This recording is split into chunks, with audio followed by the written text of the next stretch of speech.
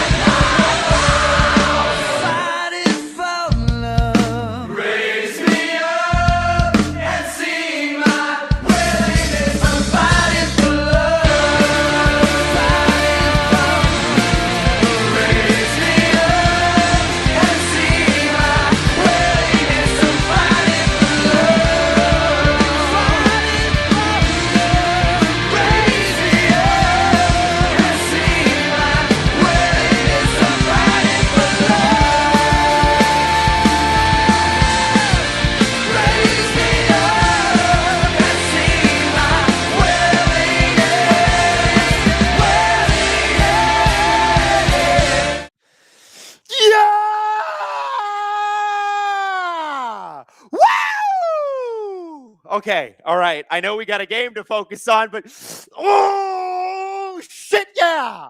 Let's go. Fucking right, okay? I needed to get that out. Oh, listen, it's been a brutal year. Canucks fans, I got to say this to you. I feel for you. Flames fans, I feel for you. Ethical tank by the Flames. Correct move by the Canucks to do the same thing.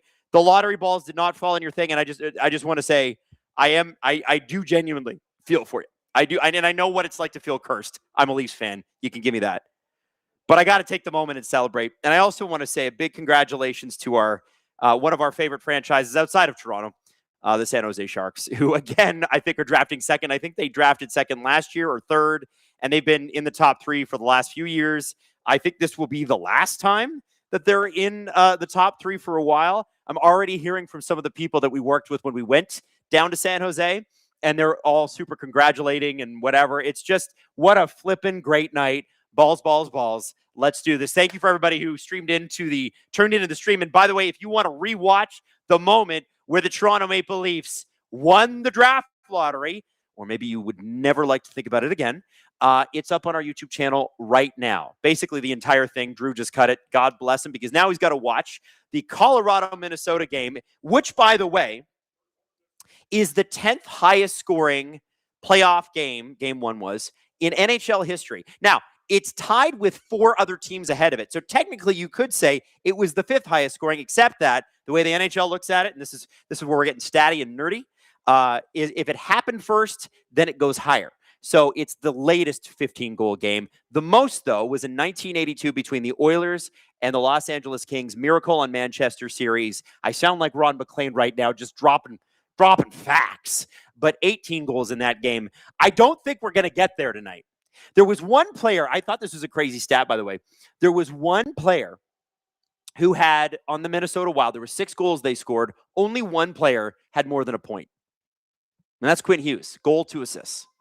The Colorado Avalanche have hilarious stats because Nazem Kadri scored a huge goal for them, but his line was the line that kind of got caved in. Nick Waugh, Ross Colton, excuse me, and Nazem Kadri. And so Nazem Kadri was, I think, -2. Nazem Kadri was -1. Nick Waugh and Ross Colton were -2. Hilarious. Absolutely hilarious. Justin dropping 10 SDPN memberships into the chat. Oh my God. I'm actually I'm not going to lie. I'm pooped. I'm really tired. I was tired last night. I'm better tonight, a little fresher. Had a little nap this afternoon. But after the draft lottery, I'm feeling pretty good. I'm not even having a coffee to start tonight. It's also a more humane time for us to start because it's 8 o'clock Eastern Standard, and it would be 6 o'clock Mountain, 5 o'clock Pacific. So shout out to everybody.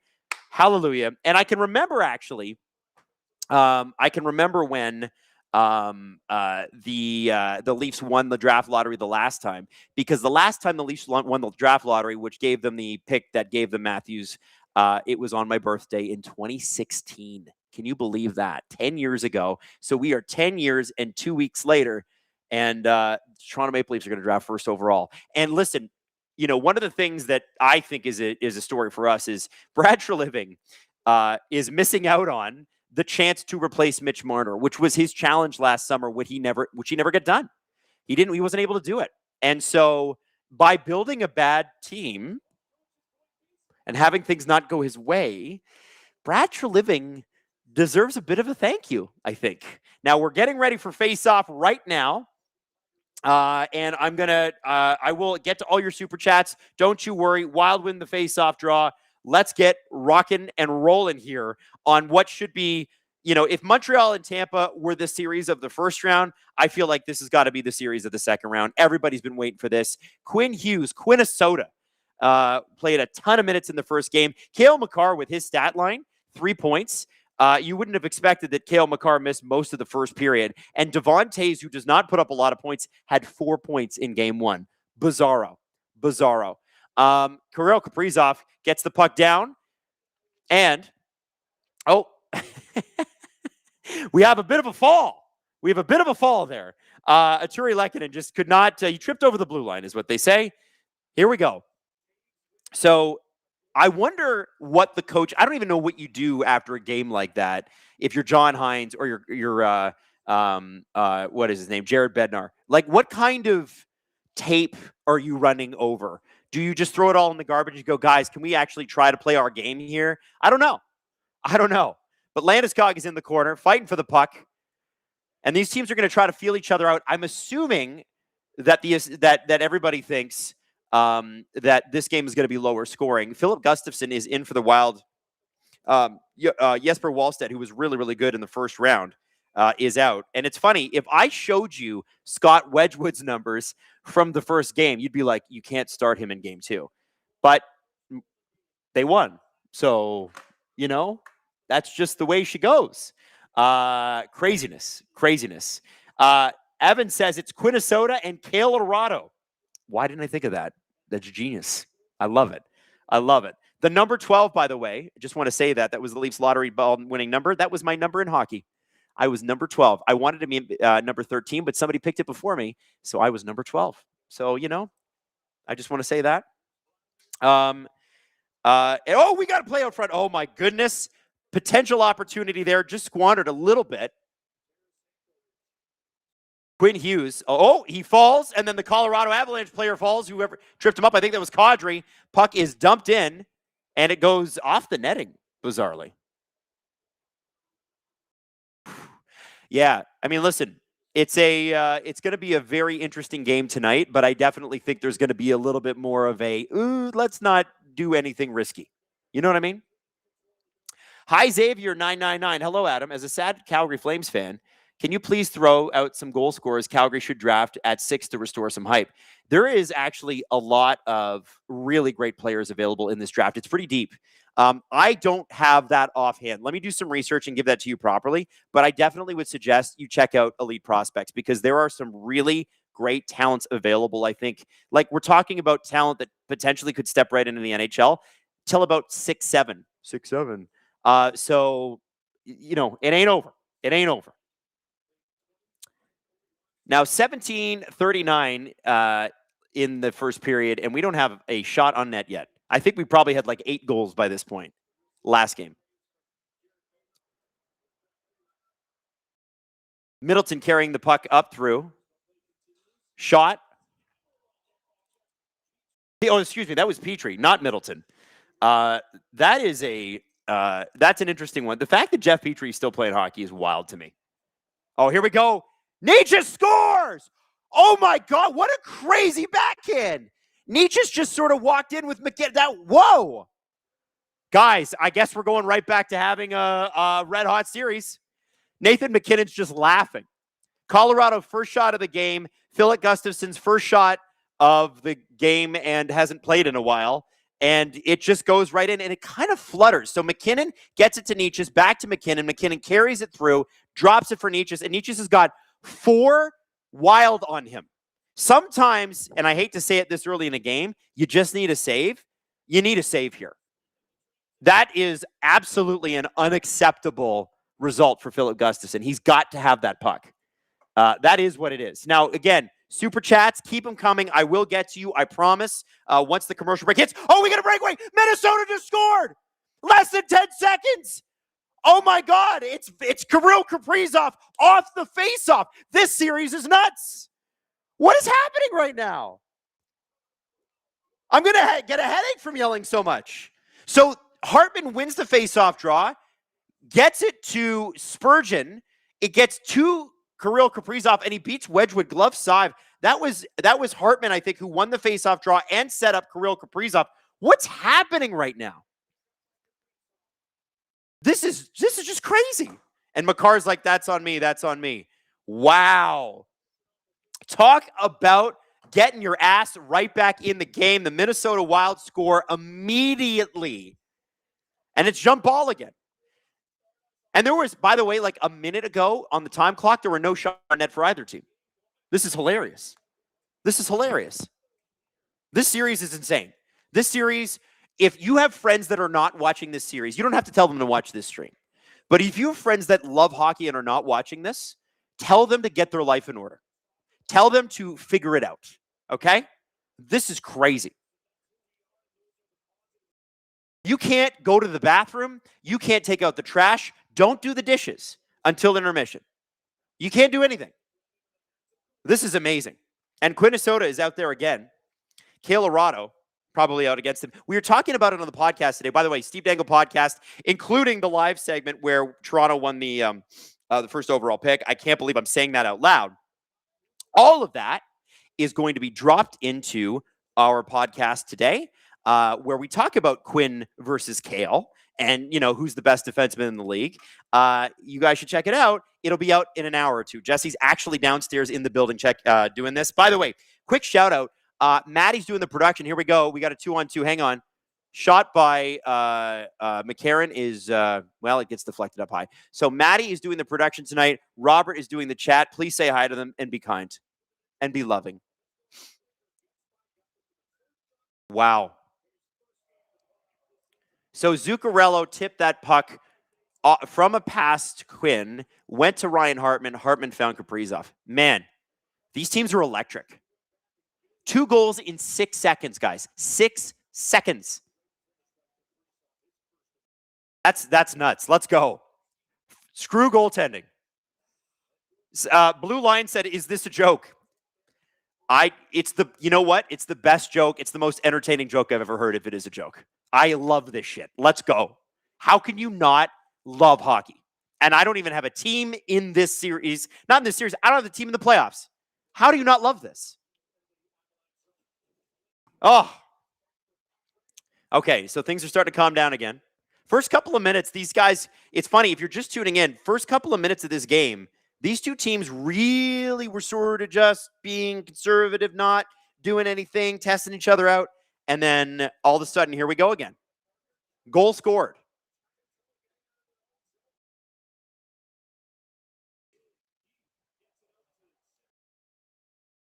So Middleton is going to muscle that puck, Spurgeon with it. He's going to take a hit from the Avs forward. Nice forecheck.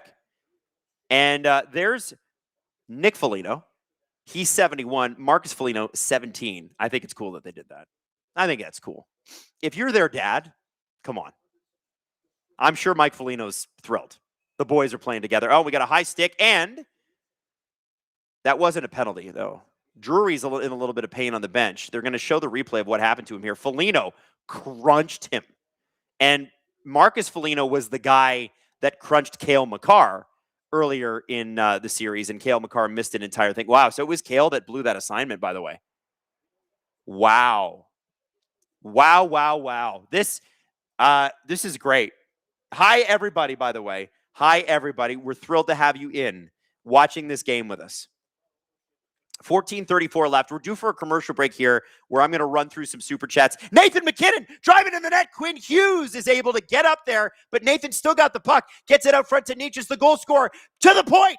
Devon Toews with the shot, and nobody knew where the puck was. It turns out it was in the netting and fell right in front of Phil Gustafsson, who is still a 0-0-0 in his save percentage because he has not made a save yet. He's had a shot against, not made a save. Quinn Hughes, good defensive play there. These are going to be like football and basketball scores, man. I'm telling you. 14:21 left in the first. Offensive zone faceoff. Landeskog loses. Wylde flip it out to center. Kaprizov tried to catch it and grab it, but unfortunately not able to hang on to it. Wylde collect it. Avs collect. Makar. McKinnon's out there. Nietzsche's too. You're going to see a lot of ice time from the superstars in this game. If it's another shootout, they're going to need them to get more goals on the board. Zuccarello with the interception.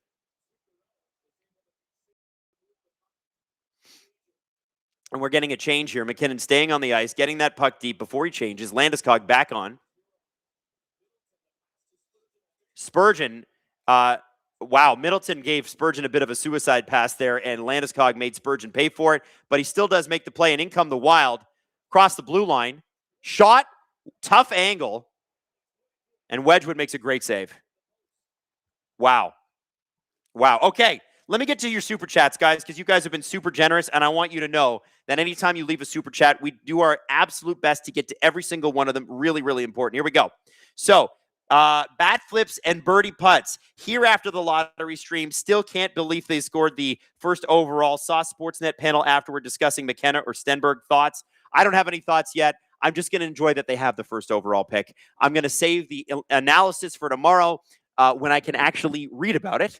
Bat flips and birdie putt says first overall, and now we get to fight for love. Whoopsie, what a night. And one more super chat from Bat Flips.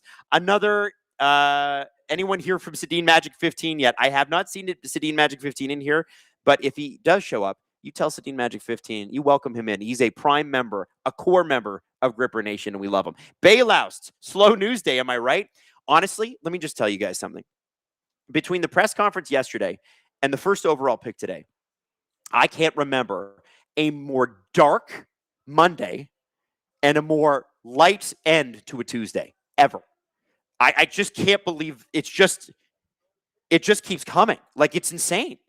Tyson Barnett dropped 10 SDPN memberships. If anybody drops SDPN memberships, remember, you're getting an extra episode of VIP for 30 days. Consider upgrading your subscription and being a full-time subscriber so you can check out all of our VIP content. Next VIP members episode comes out on Friday, and it includes, I'm going to give you a little tease here, how they pee at the Met Gala, because it's actually very planned out, very weird. Crash test fetus. Hope Gavin pulls a Yakupov. I'm a hater. Oh, don't say that. That's mean.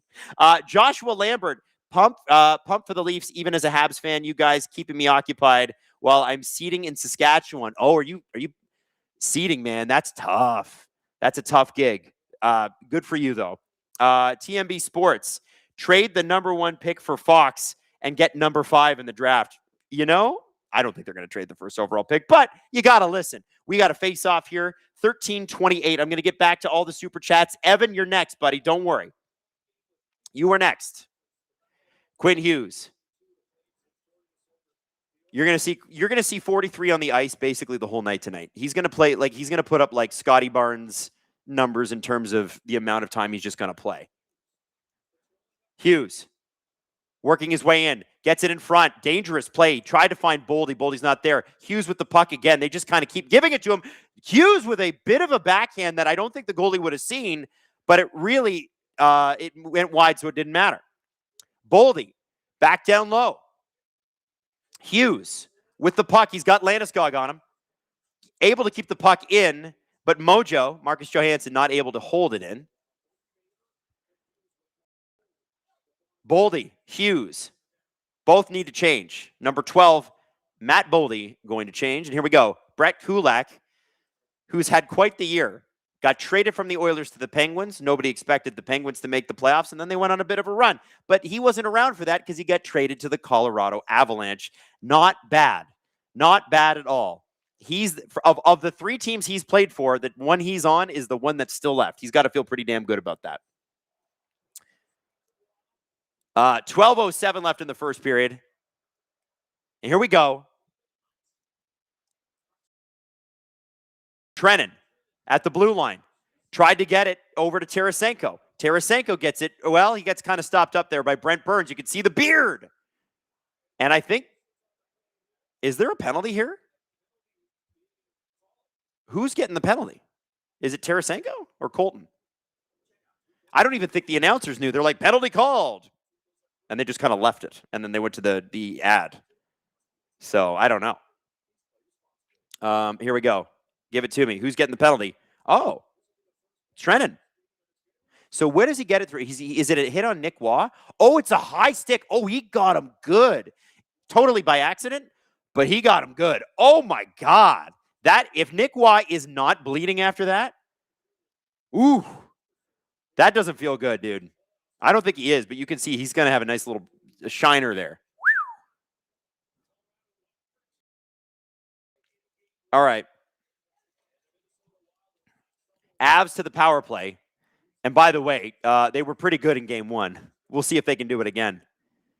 Makar to Nichas, the goal scorer. Down low across, and they score! A perfectly executed play. Nichas to McKinnon to the captain, Gabriel Landeskog. And it just feels that much sweeter considering Landeskog missed so many years of hockey. He is on the first line on the power play, scoring goals in the second round. That's got to feel good. Makar is not going to get credit for this, but he makes a good pass to Nichas, finds McKinnon right out front. Nobody's got Landeskog, which is sort of a bad idea. Sort of a bad idea. Don't leave him alone in front of the net. Wow. Here we go, guys. More goals. More goals. All right. 11:36. Colorado, by the way, 2 shots, 2 goals. How long does John Hines leave Philip Gustafsson in? 2 shots, 2 goals. Maybe Wallstead wasn't all that bad. I didn't think he was that bad in game 1. I know you got to pull him after allowing 9, but like a lot of them were really good goals, or maybe it was just a goofy night. But I can tell you this, 2 goals on 2 shots, probably not thrilled about that. Probably not thrilled.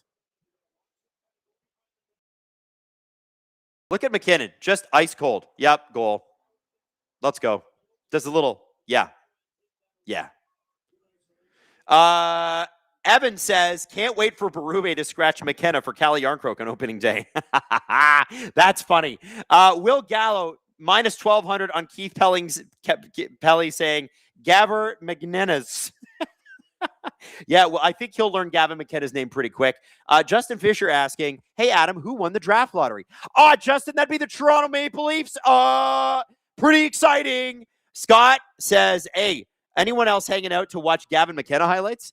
You know what, Maddie? Do me a favor. I think we have a McKenna highlights package from his time in the WHL. If there's any chance that Drew can get that to you for the first period intermission, maybe we can run clips back to back. That'd be great. If not first intermission, but second intermission, that's great. And listen, we'll run like a full segment as well. But let's get some McKenna highlights, and then we'll do a segment too. Is that cool? Thumbs up, Maddie? No, I'm talking to you. Okay, Maddie's good with that. Maddie's good tonight. Denise Campbell said, is there a full moon tonight? I can't believe it. I think there was a full moon a couple of days ago, and there's a blue moon this month, and I just found out what that is. And the reason I know that is that my daughter, it's her birthday. My daughter is born May 31st, and it is a blue moon. And funnily enough, her middle name is Blue. Everly Blue is what we call her. So anyway, I don't know why I told you that, but there's a wild family moment.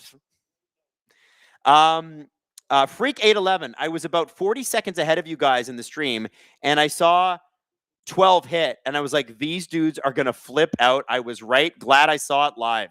It was crazy, dude. It was crazy. Justin Fisher dropped 10 SDPN memberships. Thank you, Justin. Alex92. So I'm sitting here with my Leafs trauma. So the Leafs are for sure drafting McKenna, right? I think so. Don't you go with the surefire bet? A goddamn carrot says, Cale Makar, Nathan McKinnon, we Canucks fans have a simple request of you, and his name starts with Q. True. Oh. The fans, by the way, are active in Denver tonight. Congratulations to Gustafsson. He's made 2 saves now.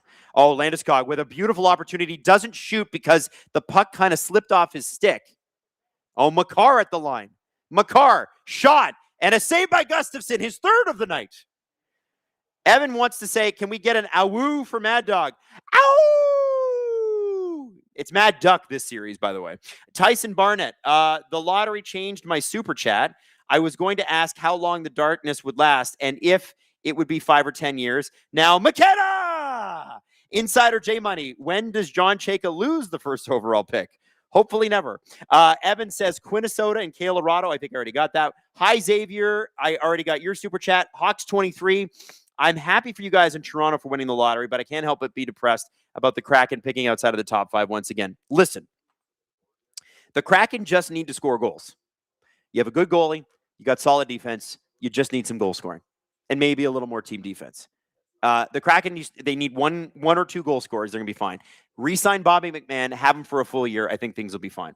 I think Bobby McMahon proved that Bobby McMahon's probably about to go off. Num1212 says, number 12 is me. It's my favorite number. GFG. Tyson Barnett. Now I want Pelly to use AI because AI says you should draft Gavin McKenna first overall. Hell yeah. Francois Labelle. Can't wait for the draft when Pelly overrides the GM and picks Victor Plante first overall after ChatGPT mistakes him for legend Jacques Plante. Please don't put that out there in the universe. Austin Walker, 2 goals in 3 minutes. So it begins. This is how far back these super chats go. I apologize. Scott Norton says, okay, so I turned the McKenna highlights off. Francois Labelle says, this is Drunken Beer League. This game is for sure. OGC says, should the Leafs consider trading the pick? It's funny. When the Leafs got the first overall pick from Matthews, I remember listening to a segment on the Fan 590 here in Toronto where somebody called in on the weekends and said they should trade the first overall pick. And the announcer was like, for who? And they're like, well, you could get like 7 guys for that. And the announcer's like, okay, who are the 7 guys you're getting? And the guy's, well, I don't know. No, you don't trade that pick. You take the pick. You take the pick. Skipper Bath said, I just woke up and thought it was April Fool's. No kidding. It's crazy. Sports Talk Chud, someone check on the hockey guy. Also, San Jose, lucky as hell. I've heard from a few people in the San Jose Sharks organization who were so great to us when we were there, and they're all very gracious and saying congratulations to you. Angelo, favorite NHL logos, least favorite. Least favorite, the new Dallas Stars logo, although their throwback jerseys are incredible. I love the 90s Dallas Stars logo. Most favorite outside of the Toronto Maple Leaf crest because, I'm a bit of a homer. Oh, here we go. Boldy in. Shot. Oh, boy. That was real close. You know, that is a good one. I'm going to have to think about it. Favorite logo. You know what? I really like the Flyers logo. It's the Flyers logo is of its time. It's very 1970s. Their colors are very 1970s. And I just love the Flyers logo. I just do. I always have. Giggling Cat says, I grabbed a late dinner and there are 3 goals. What is this series? It's a crazy series, Cat. It's a crazy series. Anyway, 5-2 are the shots. Phil Gustafsson allowed the first 2 shots that he faced and has now calmed down and made 3 straight saves, which is good. Francis says, trade Matthews to San Jose for the 2nd overall pick, another pick and a young D-man. Draft McKenna Veerhoff 1-2. Wait, trade Matthews to San Jose. Oh, no. They're not doing that. Port says, Rutherford stepped down. Don't know if you saw it. Did Jim Rutherford step down? Are you serious? I did not see that. Hey, Wintercom says, I can no longer consume SDPN content as a Canucks fan. Listen, if you need to take a break from us, I get it. Because you're a Canucks fan and you're hurting right now. And let's be honest, you deserve better. I can say that. You went through a hellish season. Awful year. And I feel for you. I really do. I don't take that lightly. I remember finishing last place and it was hell. It was total hell. Here we go. Abs, come on in.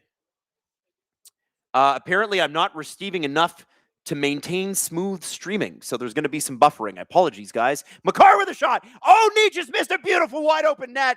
Gustafsson made the first save, but the rebound was not cleared quick enough. But back come the Minnesota Wild. Avalanche have done a great job of stopping Minnesota from getting anything at the net. 2 shots, and we are almost 13 minutes into this period.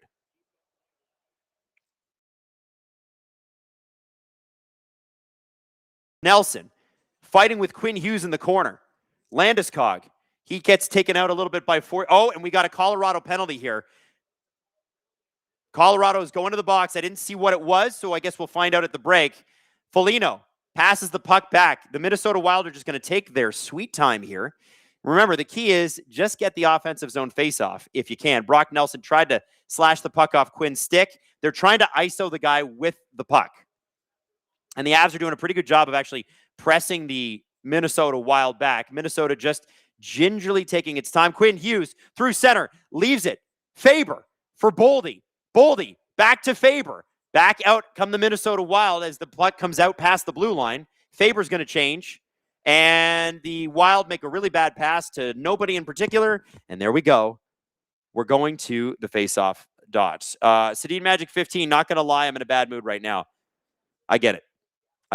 Freak 811. Yeah, apparently Rutherford is stepping back into advisory role. That makes sense. Listen, Jim Rutherford's had a great career, but there's a lot of not great things coming out about what happened in the Canucks front office.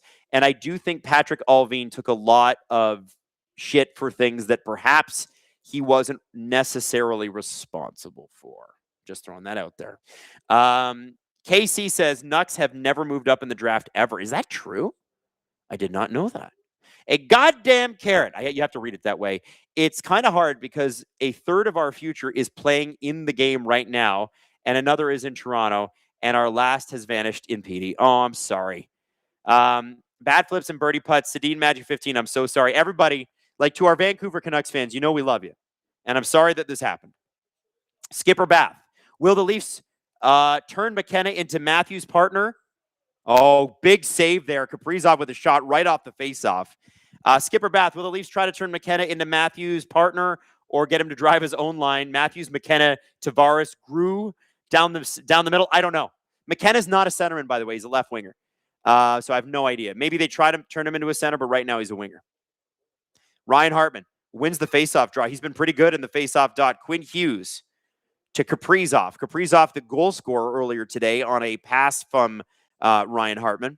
A really nice one, too. Hughes in, redirected by Boldy, and it goes just a little bit wide, but that's the right idea. You got to get deflected shots on net. You got to get bodies in front, and the Wild do. Boldy with a shot. It hits Hartman in front of the net, and that puck was cleared, but not out. Shot in, and it's free. It's open, and somehow Wedgwood is able to keep that puck out And he's also having to keep out 3 Minnesota Wild forwards. And by the way, we are not even 40 seconds into this power play. Minnesota doing a pretty darn good job here. Cosmic Ratronaut says, what a lovely day for a snowstorm in Colorado. Go Avs, go. Colorado, it's like Canada. It is a snowstorm there today, which is hilarious. Trust My White Van. What a name, by the way. That is a hilarious name. Bruins fan, but STP got me into hockey. Happy for you. Thank you very much. I know there's some Bruins fans that are super pissed that they're not ending up with the first round pick till 2028. And I get it. Philadelphia Flyers fans, you're going to get Toronto's unprotected first round pick next year. Now, if Toronto can turn this around quickly, then we're looking at a scenario here where maybe that pick isn't as good as perhaps we all thought it might be. It was looking pretty doom and gloom here like 2 hours ago, guys. Like, it wasn't looking good. I'm not going to lie. Like, it's been a tough day in Leafland. Tough day. But a damn good finish. Jack Maloney, the Canucks make hockey depressing. Guys, here's what I'm going to recommend to Canucks fans. I know you're pissed about not getting first overall, but you do get, is it Stenberg and Verhoff to choose from? And both of these guys are phenomenal hockey players who could step right in. So, yes, it's probably not going to be McKenna. But I want to just caution Canucks fans from falling down the hole too far. Because remember, wasn't Quinn Hughes like a 6th overall pick? Guys, you still got a great draft pick. There's still lots that you can do. Just hang on to that hope a little bit. Sedin Magic 15 says, thanks for all the love, Gripper Nation. Right back at you. I feel better already. I would encourage you guys to read Elite Prospects. Look at the 2-3 in that, because it could go either way. Oh, a shot from the point. And a big rebound. The goalie has lost his stick. No Wedgwood stick, so Minnesota's got to take advantage here. Johansson, to Quinn Hughes at the blue line. Back to Mojo. Mojo down deep to Kaprizov. Centers it, and Wedgwood with another save.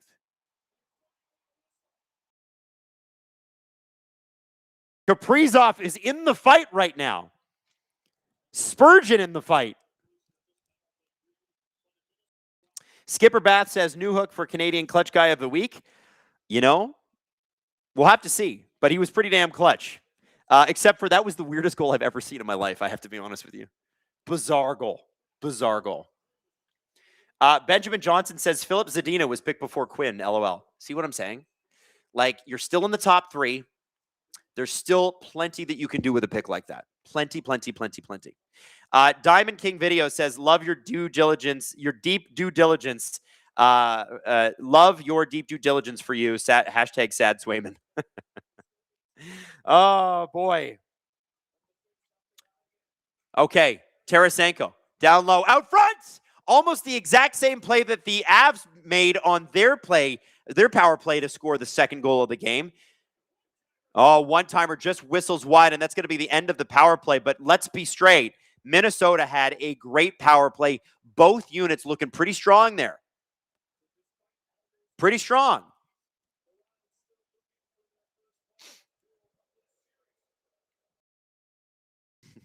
Ember to remember. Wait, SDPN, Max Domi unfollowed Adam Wylde according to NHL follow tracker. Please tell him.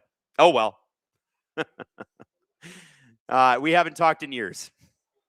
But he's a good guy, Max. Only ever had great experiences with him. He's probably just cleaning up his follow list. 4:07 to go in the first period.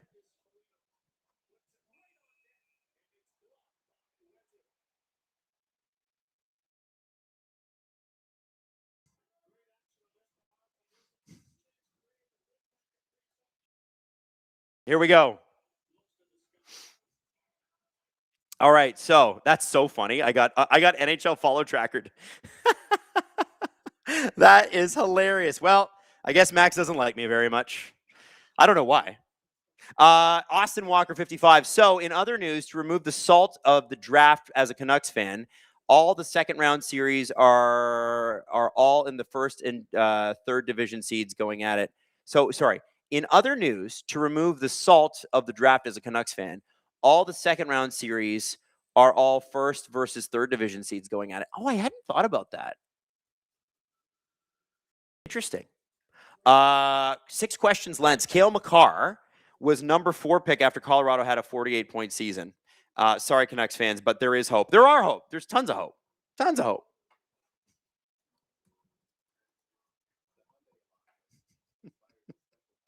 I just sent the NHL follow tracker to a group chat, and Chris Johnson said, you probably had that coming. Oh, that's funny. That's funny. Oh, what a good time. What a good time. Bat flips and birdie putts. Pelly needs to stop opening his mouth. He gave us the choo-choo and now the deep due diligence. He's a walking meme factory. I don't think you're going to hear much from Keith Pelly going forward. I think Keith is going to let John Chayka and Matt Sundin handle the camera work. And that's good. That's good.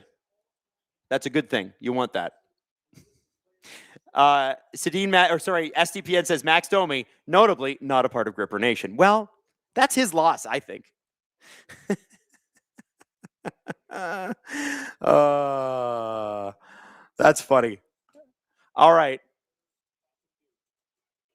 GW said it's for talking about Chayka Ty Domi stuff. Well, what are you going to do? I didn't say anything bad. That's the thing. Like, you can go back and listen to the episode. I didn't say anything bad. And you know what? The other thing is, and I think this is important, you got to keep this in mind. Like, Max and I, the reason Max and I followed each other is because when Max was with the Coyotes, he came into Breakfast Television and he did a really great interview about having diabetes. And he was spectacular. We had a great chat on the couch. It was like a really early morning segment too. It was like awful time, like 6:15 in the morning. And he was great, really nice guy. So we followed each other. And to be honest with you, if you play for the Toronto Maple Leafs, you shouldn't be following members of the media. He wasn't with the Leafs back then, but like Max probably just doesn't want to hear what I have to say. And that's healthy. That's really healthy. Players should just tune the media out. That's what I think. Shot on net. Gustafson made a good save there. Zamboni driver says Leafs and SDPN pain and suffering wasn't for nothing. Well, hey, bat flips and birdie putts. Domi's just mad he lost his winger spot to McKenna. SJ Sharks 93. Sharks win second overall. Let's go. Congrats to the Sharks. Oh, man.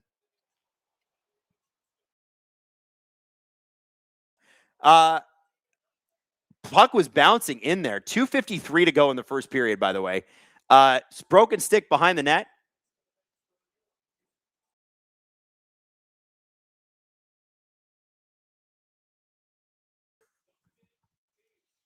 All right.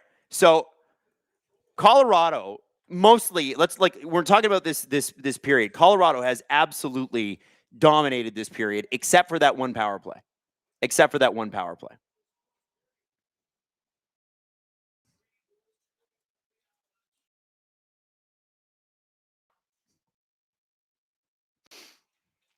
All right.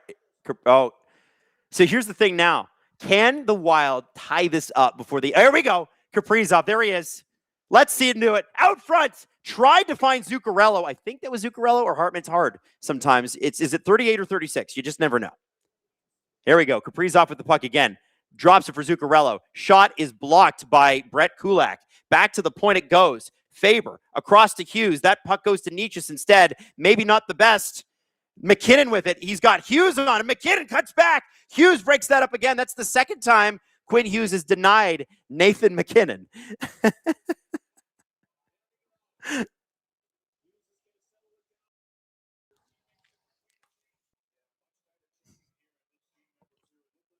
1:26 to go. Puck is tipped deep. Teeped deep. Oh! Goalie was out, and the Wild had the puck. They had an opportunity. Boldy gets it down low. Urov. Intercepted by Kadri. Kulak got it out, but out comes Marcus Johansson. Johansson out front! Oh, man. 48 seconds to go. Kadri just reverses that puck. Both teams going for a change, but Minnesota pushing hard. There's Vlad Tarasenko throwing a hit. Okay. Quinn Hughes. 28 seconds to go. Don't worry, I'll get to your super chats before we go to break here. Don't you worry. 22 seconds to go. Here we go. Tarasenko.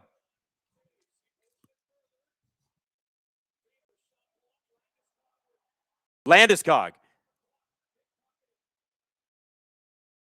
Petrie coming in. Shot. And that goes way high. 4 seconds to go.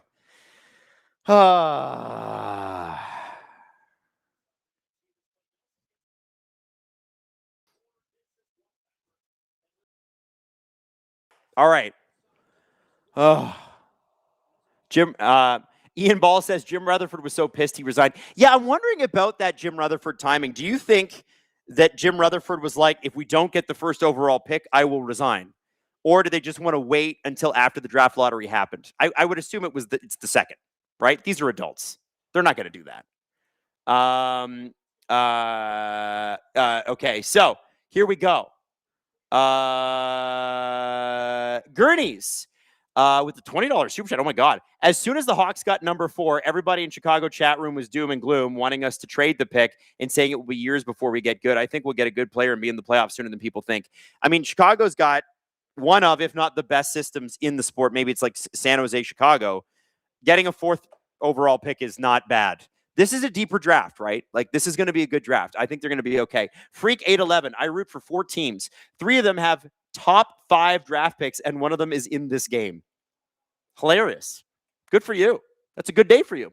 Samuel says, Sundin familiarity with Sweden and shake a crazy draft history mean the Leafs choose Stenberg over McKenna? I don't know. I really don't know what they're going to do. Here's the thing. They just started. So usually, like, Kyle Dubas was here so long that we could basically predict what he was going to do before he did it. These guys just started. So I have no idea. Godwin 3D, did I say that you dropped 5 SDPN memberships? I appreciate you. Thank you. Robar 56. Holy moly. Lots of super chats tonight. In Star Wars terms, is the Leafs winning a draft lottery A New Hope or Empire Strikes Back? I think for everybody else, especially Bruins and Canucks fans, it's Empire Strikes Back. For us, it's New Hope. A goddamn carrot says, regarding McKenna's development, are you worried about the culture he might be stepping into? Will the team stand up for him? Well, I do think Matthew Nyes and Easton Cowan learned their lesson. So, yeah, I do. Giggling Cat, I can't believe I missed out on the live reaction to that pick and 3 goals. Stupid friends and family wanting to spend time with me. LOL, but let's go Wild. You know what? The reaction clip is now up on the SDPN channel. Bonkers. It's very loud. Giggling Cat, 5 SDPN memberships. Thank you, Giggling Cat. Bat flips and birdie putts. Jim Rutherford just maximum rage quit. Yeah, probably. I'm going to have to figure that one out. I don't know what happened. Hey, Maddie, what clip are we running here? What are we doing? I missed one super chat, and Maddie. Wes Richard, sorry, buddy. This feels like a fever dream. I can't believe the Leafs got first pick. As soon as I saw number 12, I threw my Tucker jersey on and ran outside to the streets of Victoria and celebrated with marijuana, which is how people celebrate in BC, don't you know? Bring on the gifts. Wes Richard, I think you also dropped 10 SDPN memberships, didn't you? Thank you, buddy. We appreciate you. We love you. That's awesome. That's totally awesome. Okay. Leafs win reaction. Okay, so do you want the reaction? If you're Canucks fans, you might want to put this on mute for a second. This is us watching the Leafs get the first overall pick earlier this evening. I will see you at the beginning of the second intermission. Oh, here we go. Here we go. We're back. Final ball. We need 12. 12. Yeri Parsonen says Steve Dangle for PM. Sharks fans, you need a 3. Winnipeg needs an 8. Seattle needs a 4. Leafs need a 12. Calgary needs a 10. They took it off the screen. That's my favorite screen. They keep taking it off. Can San Jose win this again? Here we go. The graphic I was asking for. Thank 15 you. seconds to go. Balls. 12. Balls. 12. 12. Balls. 12. balls, 12 balls, 12 balls, 12 balls, 12 balls, 12 balls, 12 balls, 12 balls, 12 balls. Oh my God, oh my God, oh my God. Oh my God.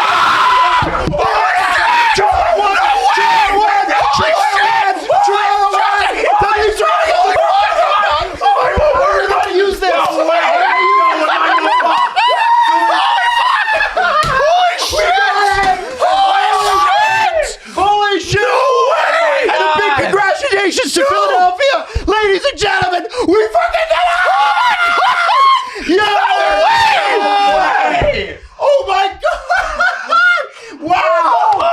Oh my God! I believed in John Chayka this whole time. This whole time. Let's friggin' go! What are we supposed to do now? Oh my goodness! Oh wow! The 12 fucking came out. We're going to Wendy's, boys. Let's get us a Chayka-nator. Let's go now! Holy shit! Kevin! There's no way that just That's happened. friggin' nuts, baby! Oh my God! Mats isn't even reacting. Mats was the first overall pick, by the way. In Quebec, he was the first overall Yes, pick. he certainly was. No, he was never a Pierre. Nordique. That's fucking Thank you. boys. Thank you, Pierre. That's he can. And he did. And he did. I can. Hey! Oh, my Holy water! shit. My water's got confetti my in it. goodness. Yeah. Drink it. This is insane. I Okay, cannot no. believe it. Guys, 10 years ago, 2016, Toronto Maple Leafs win the Austin Matthews sweepstakes. It happened on April 13th, and I know that because that's my birthday. Yes. And I remember that. Now, here we are. 10 years. 10 years and 2 weeks later, ladies and gentlemen, we have the first overall pick! Let's go! Oh, what a day! That's insane. What a fucking day, baby! Oh my God. How are we going to clean all this shit up? Oh, who cares? I focused actually on don't right now. care. Like, I don't even Like what? My mics might be falling apart. Holy moly. Yeah, make sure it's plugged. But you know, I'm sure, by the way. I don't think. Yeah. Oh, I'm plugged in. I'm fine. Okay. Yeah. No, it's just the cover. Here's So the wait, deal. who got second? It doesn't matter. Doesn't matter. Go Leafs. Who cares? Wow. So let's break this down a little bit. Yo, this is crazy. My phone is melting. Oh my, me too. My phone is melting. Melting. It's a lot of laughing emojis. It's a lot of holy shit. Yo. The comments are going nuts. Okay, so like what? Okay. Holy crap. All right. So how do we overthink this? And McKenna. It's got to be McKenna, right? You take Gavin McKenna. Austin and McGavin on the same line. This changes everything. This does change everything. I think Austin Matthews stays now. Well, okay. So let's think about this. Where were the Leafs when they got Austin Matthews? In a pretty sad sack place. They sure were. They did have a couple of good prospects, They did. which we did not have this time. Well, I mean, Easton Cowan, I guess, he's not a prospect anymore. Danford's a prospect. No, but like, well, you had Mitch Marner, who was a 4th overall pick. That's a big deal. Big deal. Big deal. Big deal. William Nylander, who was the 8th overall pick. That was a pretty big deal. Big deal. This is stepping into a different situation where we know the Leafs aren't as bad as they were at the end of the season. Yeah. But we don't know how close they are or can be to what they were the season before. Right. Season before, there was probably a lot of luck happening there, right? There were a lot of nights where they got outplayed. They were gritty. They had a pretty high shooting percentage. They got a lot of saves. That was a big thing that propped the Leafs up. Right. What are they right now? What does the first overall pick, I imagine Gavin McKenna, make them? And what moves do they then make? What? Like, there are a lot of people who, over the last 24 hours, have probably been like, I'm never going to Toronto. And now it's like, wow. Well, this is the thing. Here's the thing Brad Treleving's got to be like, God damn it. Because he couldn't replace. Dude, it's like Craig McTavish with McDavid. Yes. Hey, but the difference is he was there. And was there when the lottery ball fell. Hooray, we got Connor and then got gassed. Yeah. Now, so here's the thing. The biggest issue that the Leafs had this season was being unable to replace Mitch Marner. Right? Oh. And now you've got a potential generational talent Plunk on the table. Now, is he going to be the best player in the league to start? Nobody is. No. Nobody is. No. But if it's Gavin McKenna, which I think it probably will be, guys, that's a great place to start. Yeah. Yeah, it is. Jesse? I'm having a hard time caring about the rest of the draft because Oh, yeah, because we still have to find out what everybody else does.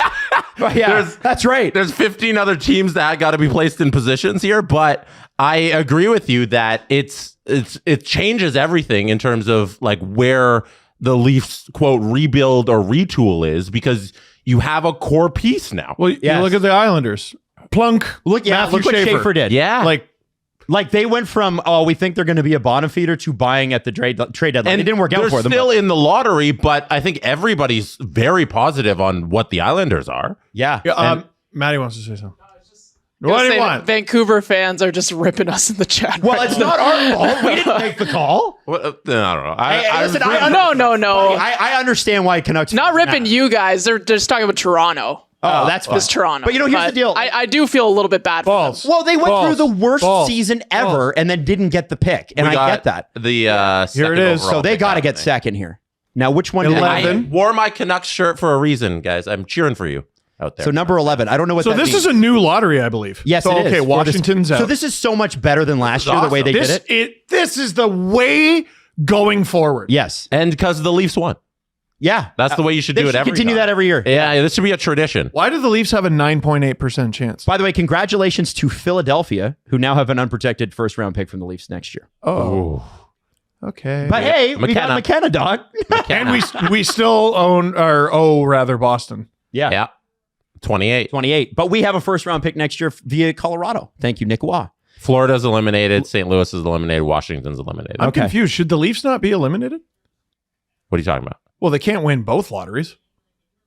No, I think Oh. they're in it for the percentages. Yes. So So even if they won it, it would go to the next team. yes. You have Adam's to keep the correct. percentages the same, right? You can't pull them out of it. Adam's correct. And actually, look at the Leafs. They're at 15.2 now. Yeah, they're doing great. Imagine. This is their night. This is their night. Yo, what if they won? This has been the wildest 48 hours as a Leafs fan. Honestly, this has been, I'm exhausted. My Not gonna first lie. thought was, I got to make a video when I go home. yeah. Holy. Yeah, you do gotta make a I video. want a 30-minute breakdown on Yeah. just like, what the hell? Yo, Toronto they might win literally have the highest odds. What the fuck? What is This this? is crazy. There's no chance, right? And also, what would it matter? It doesn't. I guess it matters for Vancouver because then they'd get it. Yeah. Oh, So Vancouver actually has really high odds. So right? the Leafs have 3 chances to win. 2, 10, and 12. What? So wait, does that mean the Canucks have 5 balls then? Yes. Yeah. Yeah. So let me put this out there, Steve. Yeah. Was it rigged? No. I'm not under the impression the league is stoked about John Jacob being the GM here, and I think Gary Bettman is furious. Yeah. John Shaka is probably in, like, just at home. I hope he's watching at home going, ha, ha, ha. Oh, You suspended me, but this is what you get, Gare Bear. yeah. Attaboy, Gare. 2. Dude, the Leafs won again. Won Oh, the it's a second. 7. Oh, it's Sorry. 7. San Jose! San Jose! No way. Hold on. No way! Does that mean they get the second overall pick? Yes. I think so. This is Yes. a crazy lottery. Because San Jose moved up from like 10, didn't they? They don't need this. San Jose moved up from 9. We literally Holy did a shit. meet and greet in that room. San Jose You Sharks, are congratulations. so spoiled.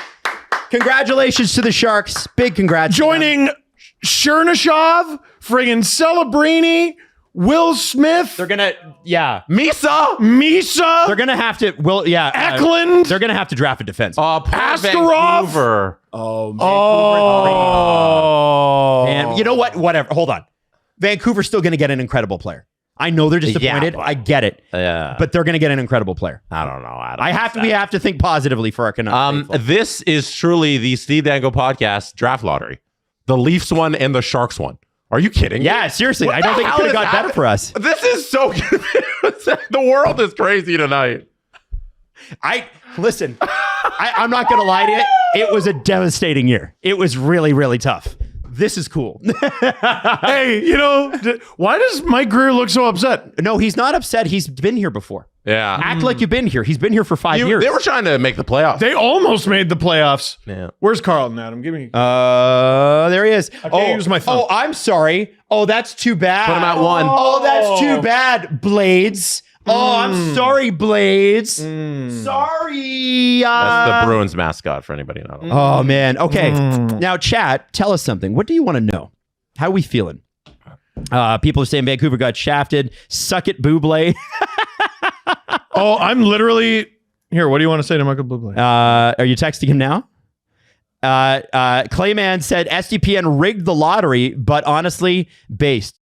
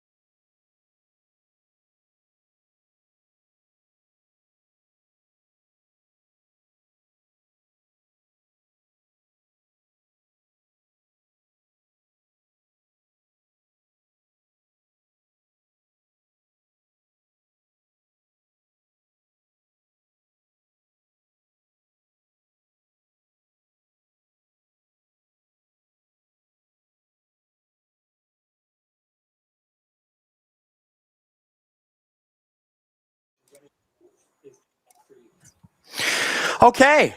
We're back. Thank you for holding on. I needed to wolf down a little bit of dinner and grab a coffee. Big night. Sloopin's 982, very angry with us. us Leaf fans. He said, I can't wait for Matthews to be a bystander while McKenna gets buried by guys. Bat flips and birdie putts. That reaction was just as good the second time. They just showed the video call with Sheikha and Sundin after the lottery. And after what Sheikha said, I think they found their new motto for the season, due diligence. Well, that's great. West Richard 9 says the MMM line in 3 years is going to be exceptionally orgasmically delicious. That's McKenna, McDavid, Matthews. Yeah, let's bring Connor. Let's go. McDavid, McKenna, Matthews. Complete the trifecta. I don't know how likely that is. Anyway, second period's underway. Oh, man. It's one of those nights where you celebrate so hard at 38 that you get a headache, and my neck is dying. I'm dying. I'm dying right now. Now, I did make myself a sneaky little latte here, a dangerous little latte here at work with my little Nespresso pod. So I'm going to be on double espresso time post-haste. And I just hope you guys are ready for that because we're going to have a good time. We're going to have a good time. Taze to McKinnon. Hartman gets it. Now, if you missed the first period, everybody, you missed a doozy because the Colorado Avalanche scored, and they were like, yeah, and it was a good goal by Marty Necas. And then 6 seconds later, Kaprizov scored. 6 seconds later. Crazy. And then Colorado scored a little bit later, so now they were up 2-1. And Colorado did a very good job 5-on-5, limiting the chances that Minnesota were able to get in that first period. However, Minnesota got a power play towards the end of the period, and it was real good. It was real damn good. Jesse Blake in the chat, he said a 9 p.m. latte is insane. You know, Jesse, that I can sleep through anything, including Steve snoring. So, shot in. Wedgwood's got it. Sports Talk Chud, Leafs lines 26-27. Domi, Matthews, McKenna, Robertson, Tavares, Nylander, Nyes, Joshua Cowan, Lorentz, Yarncroke, Michelli. Feel free to rearrange this. There will be no Yarncroke. He's not coming back. I think they're going to add a couple other guys. That's what I think. Giggling Cat says, are you road tripping to the draft? It's in Buffalo. Road trip 2026. I don't know. We'll have to think about it. Jack Maloney says, at least you guys at SDPN got some hope. Must be nice. Davey says, hypothetically, could the Leafs afford McKenna and McDavid? Because when McKenna will be on his, we will still be on his entry when McDavid is free agent. You have to remember, guys, that the salary cap is going up about $10 million a year every year for the next 3 to 5 years. So unless there's, we got a goal. It's Nick Waugh, former Leaf. Big goal. And a nice little play, too. I'll come back to that super chat, by the way. Big goal for Nick Waugh. And big goal for the Avs, 3-1, despite the fact that Minnesota came on hard at the end of that first period and were peppering them with shots on that power play. Nick Waugh gets a beauty goal. Producer Drew was so against the Avs getting this guy, and now that he's seen him play, he's like, this guy rocks. Yeah, he's awesome. Beats Gustafsson short side. I got to say this. If you're a Wild fan, I don't think Philip Gustafsson was the right call tonight. I would have gone Wallstead. I was surprised they took him out. I don't think Gustafsson's been very good. Let's be honest. Francois Lebel, since McKenna is a winger, Leafs will need a center instead to replace Matthews when he walks in 2 years. Well, hopefully he stays. My voice cracked a little bit. Did you hear that? I was like, stays. I hope he stays. Sure hope he stays. Samuel says Canucks have never had the first overall pick. LOL. Have they not? Didn't somebody in the chat say it was Brian Allen? Giggling Cat, $2 super chat saying cool. But I know Calgary never has. And Ross Colton's looking a little hurt there on his hand. He's in serious pain.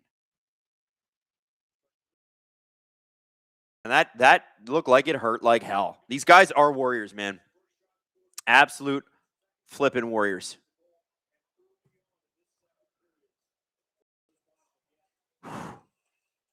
Bat flips and birdie putts. Has the goaltending been good in this series? Well, no, it's been awful. Here we go out front. Gustafsson with the save. Back to the point. It's Blankenberg with a shot, and that's blocked.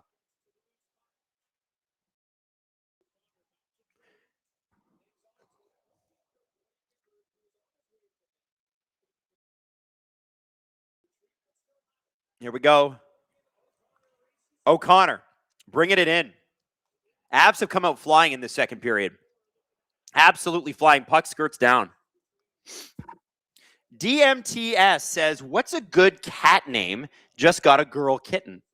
Everybody, DMTS needs help naming their cat. Let's come up with some cat names for a girl cat. Free the Dimples, tweeted screenshot of you realizing you won before Steve. It did kind of shock me. Anime Cowboy, happy for you guys, though we do have bets on how long before the discussion becomes, now that we have a number one, can we trade Matthews? So here's the deal. McKenna, people don't realize this. McKenna's a left winger. So if they're going McKenna, he's going to play with Matthews. O'Brien Allen was a 4th overall pick. So have the Canucks never had a 1st overall pick? Is that true? By the way, the cat names are coming in. We got Stella, we got Daisy, we got Minky. What do we think? Girl's name. What about a strong women's hockey player name like Marie, or Hillary for Hillary Knight? Maybe you could call your cat Knight. N-I-G-H-T. Okay, N-I-G-H-T. Oh, here we go. Avs again. Taves with a shot. That's blocked by Zuccarello. The Wild have been a little bit under siege in these first 4 minutes. Bad Flip says cat name Gripper. Not so sure for a girl, though. Yeah. Although Gripper kind of works for a cat because they like to climb shit. Quinn Hughes with the breakout pass to Zuccarello. Across the blue line. Hartman.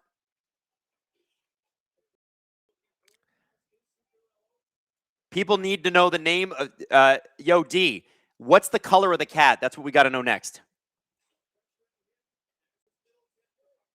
Landeskog, who already scored tonight, just gave the puck to Kaprizov. Oh, Middleton was almost offside, but he dragged his foot. Oh, great setup by Kaprizov. He just missed his intended target.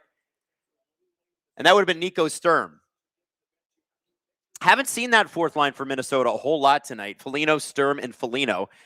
Marcus Foligno 17, Nick Foligno 71, in case you're keeping track. 15:50 left in the second. Foligno. Both Folignos. So Marcus Foligno is just trying to dig that puck out. Nick is just providing a little bit of puck coverage there, a little support, and he does. Gets the puck down in. Oh, and a great play. Marcus was just tied up with a Colorado Avalanche defenseman. I believe that's Blankenberg. Yurov keeps the puck in. Shot from the point. And through traffic with Foligno all over him and Burns pushing him over, Mr. Wedgwood makes a good save. Damn good save. Brandon says Freddie Anderson and Hillary Knight used to date. I forgot that they did used to date. Yes, they did. A goddamn carrot says, as a Canadian, I'm just happy a Canadian team will get McKenna. Well, there were 3 of us available. Calgary, Vancouver, Tirana. How about naming the cat month? You're getting the cat in May, right? Could name the cat in May. I don't know. Maybe that's not very creative. Lots of good cat names in the chat, though. Somebody just said Paula Abdul. But if it's Paula Abdul, it has to be P-A-W-L-A, as in paw. You see? Puck is out. Marcus Johansson with the puck again. Turns it over. Drury, this is the 4th line. Kelly with a big hit. 4th line for the Avs, that is. Boldy across to Quinn Hughes. Quinn Hughes has got a little bit of room. Stops up. Drury all over him. Forces the puck back over the blue line. Drury across the blue line again. McCarron takes him down. And we're going to get a change here. Fans want a call on that one. I don't think so. Not in the second round. Giggling Cat. I believe my cat should have ridiculous names. The last selections. Archie Goldcat. Reba Wigglebutts. Joan Jett and the White-Hearted. And the last Itty Bitty Kitty. You know what? Cats should have names like horses have names. They're all weird. Marty Nietzsche's just skating the friggin' lights out right now. Good shot from the point. Phil Gustafson makes that save through traffic. Nietzsche's has looked very strong in this series. Although offensively, it's hard to name a player that hasn't looked strong because there have been so many goals. Remember, last game we got 15 goals. We already have 4 more tonight, which means the next one is goal 20 in the series. Crazy. Name the cat McKenna. You know? Don't hate that.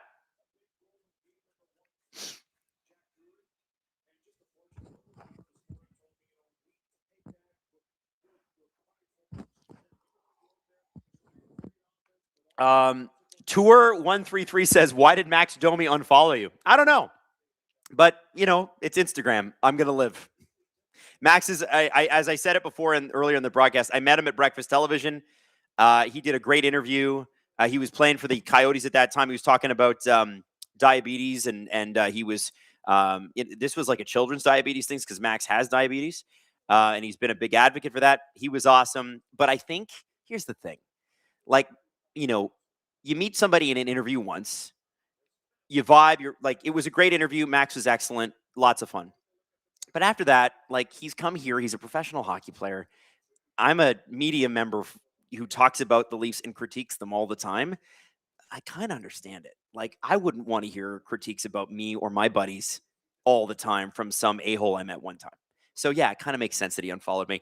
He probably saw the video of Steve and Maddie and I celebrating that I took right after. And then it was like, yeah, no, I don't want any of that. That's fair. What will I do with my life? Career goes on.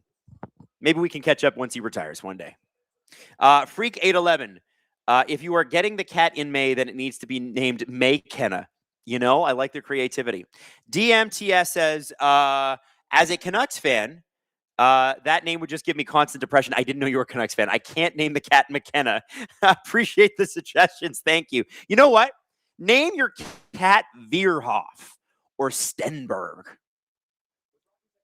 What about, you know what? Now that I think about it, Manny Malhotra, is he not the AHL coach for the Canucks? That basically guarantees Caleb Malhotra is a Canuck, right? Caleb Malhotra, who looks pretty excellent, by the way. So could you call the cat Malhotra or Mally or Mallory? I don't know. By the way, apparently Nylander and Nyes were at the Marlies game when the Leafs won the draft lottery, and there are people currently at Yonge and Dundas Square in Toronto celebrating like we just won the cup. Like there are Leaf flags at Yonge Dundas Square right now. It's just crazy. Snapback says, Adam, Winnipeg is also a Canadian team, but were they in the top 5? I don't know if they were in the top 5. Were they? I don't even remember anymore. Doesn't matter. Doesn't matter, does it? Doesn't matter. Oh, okay. I don't know what's going on with our internet tonight, but it just sucks.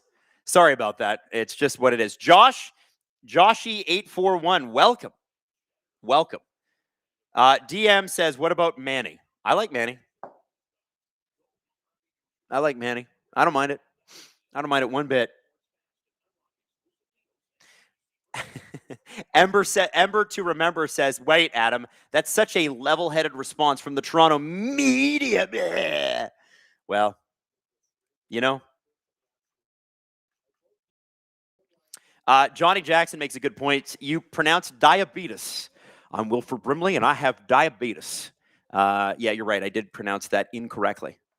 How about Choo Choo says Katz Sundin? Because Matt Sundin was a Canuck. So you could call it Cat Sundin. I like that. Meow Holtra is the best. That's a good one. I like that. I love that. Foligno. Oh, Foligno gets crushed from behind. 13:20 left to go in the second period. Oh, here's one. Freak 811 says, what about Z Purium? Sedin Magic 15. The Leafs are the ones who should take Veerhoff, right shot D, exactly what the doctor ordered for the Leafs. Listen, I don't know what they're going to do. I have no idea. We assume it's McKenna, but we don't know.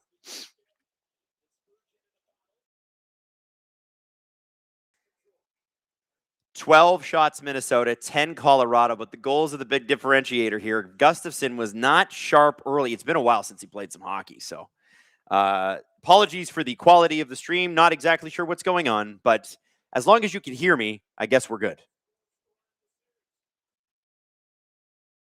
Oh, you know what it is? It looks like Jesse is uploading the podcast downstairs. So we're using a lot of internet uploading. So that's what it is. What are you going to do? What are you going to do? We're uploading the podcast for you guys. Okay, no problem. You know what? The stream quality is going to drop a little bit. We're just going to have to hang on and be audio friends. Is that cool? Can we handle that? It's just the reality of it. We have good internet here. I've got the internet box right there.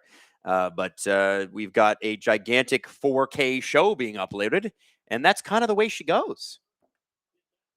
King Merzetti, we didn't get one pick, but Rutherford is stepping back. Yeah, you know, I think the Rutherford thing is interesting. I'm going to need to like log off the air after the show tonight and just like think about that for a minute. You know? So one of the straps for Wedgwood has come loose.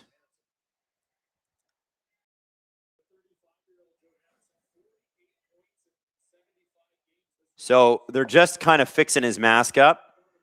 Equipment guys.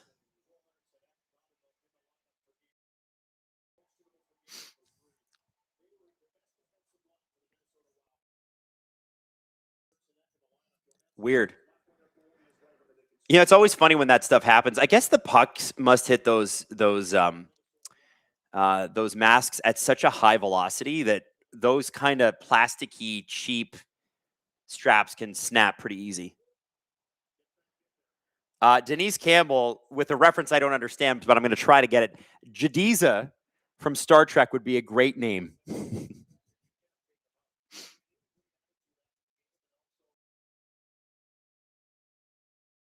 Okay. Here we go. Hartman, who's been great in the faceoff dot for the Minnesota Wild. They need a goal here. They got to get back in this game. That Nick Waugh goal really put them behind the 8 ball. I don't think Gustafsson starts the next game. I'm already going to say that. So Hartman got kicked out. Now it's going to be Zuccarello taking that faceoff draw. And he wins it. Back to Hartman, to Kaprizov, to Hughes at the blue line. Hughes to Kaprizov with a shot in, and it's tipped. But again, through traffic, Scott Wedgwood's been ice cold tonight, laser focused, and he got it. ABC said, as a member of STP VIP ad-free, I got my notification that the episode is up already. That's right, but I think the ad or the non-paywalled episode is coming. That's why the stream dropped. But as you can see, we are good to go. Hang on, I'm just going to adjust my chair here so my mouth doesn't come away. Here we go. Now you can see me. Freak 811 got it. Paberto Perongo. We're getting a little like, listen, we've gone to the part of the workshop where we're a little, it's too much. It's too much. 11:15 left in the second period. Quinn Hughes. McMahon. Long may he rest. McCarron, the gigantic man that they had acquired, who's turned out to be a pretty good acquisition for them. Look at McCarron. He's just pushing Malinsky off him. Like, you know, now I know you want the puck, but you're not going to get it right now. Spurgeon in, down behind the net. He's looking. Middleton with a shot. Oh, it just missed the high post. That would be known as the crossbar. I don't know why I called it the high post. And almost went in. But again, I think Wedgwood got it. Oh, and a shot by Tarasenko. Sneaky one. But again, Wedgwood sees that, and he's got it.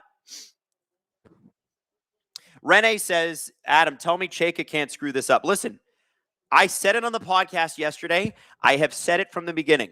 I am open to John Chayka being awesome. My issues yesterday with everything going on was Keith Pelly. I thought he had a really bad press conference. I thought he wasn't good. But I have said since the beginning, I've been saying for years Sundin should be a part of the organization, so I'm thrilled about that. John Chayka, listen, man, shit went wrong in Arizona. I'm not going to hold him to that forever. Like, whatever. You were. The thing is that if you're not cheating, you're not trying.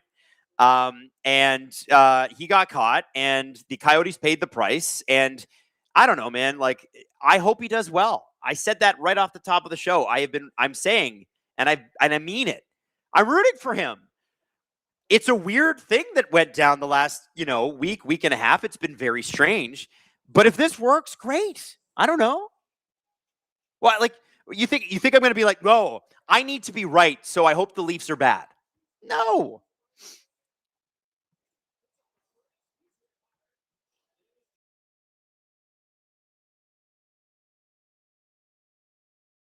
Waugh drops it. Shot. Good save. Waugh and Kadri, former third-line centers for the Toronto Maple Leafs.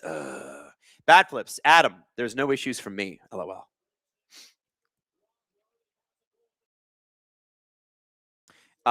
Call your cat Cat Chuck? Oh, Cat Chuck. Again, this is a Vancouver Canucks fan. You can't we got, if you're going to use a player's name, you could call your cat Trevor Kitten if it was a boy instead of Trevor Linden. Or Cat McLean. Or Pavel Bure. How could you work Pavel Bure or McGillney into that? Yeah, I believe it's a Canucks fan. You got one, Maddie? Needs a female cat name for a Canucks fan. Catville Pure? Catville Pure? Bit of a, it's a bit clunky. It's not great. What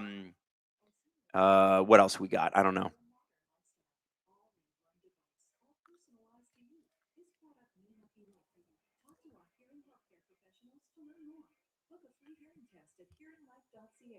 Pavel Pure.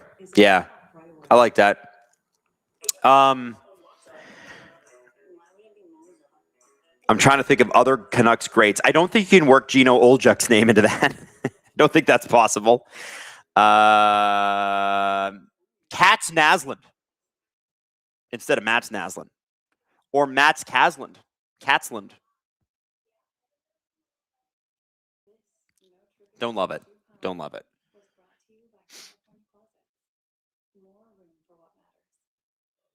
Alyssa says, yo, first Gripper Nation stream for me this year. Alyssa, where you been, girl?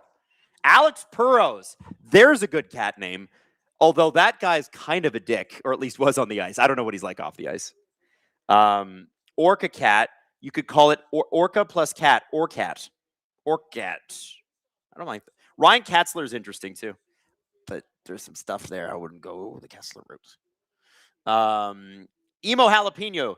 Still so many emotions. Oh, I'm still coming down. Now, if you were a Leaf fan or a Bruins fan, you could call your cat Fraser Kitten. That's funny, Free the Dimples. That's a good one. I like that.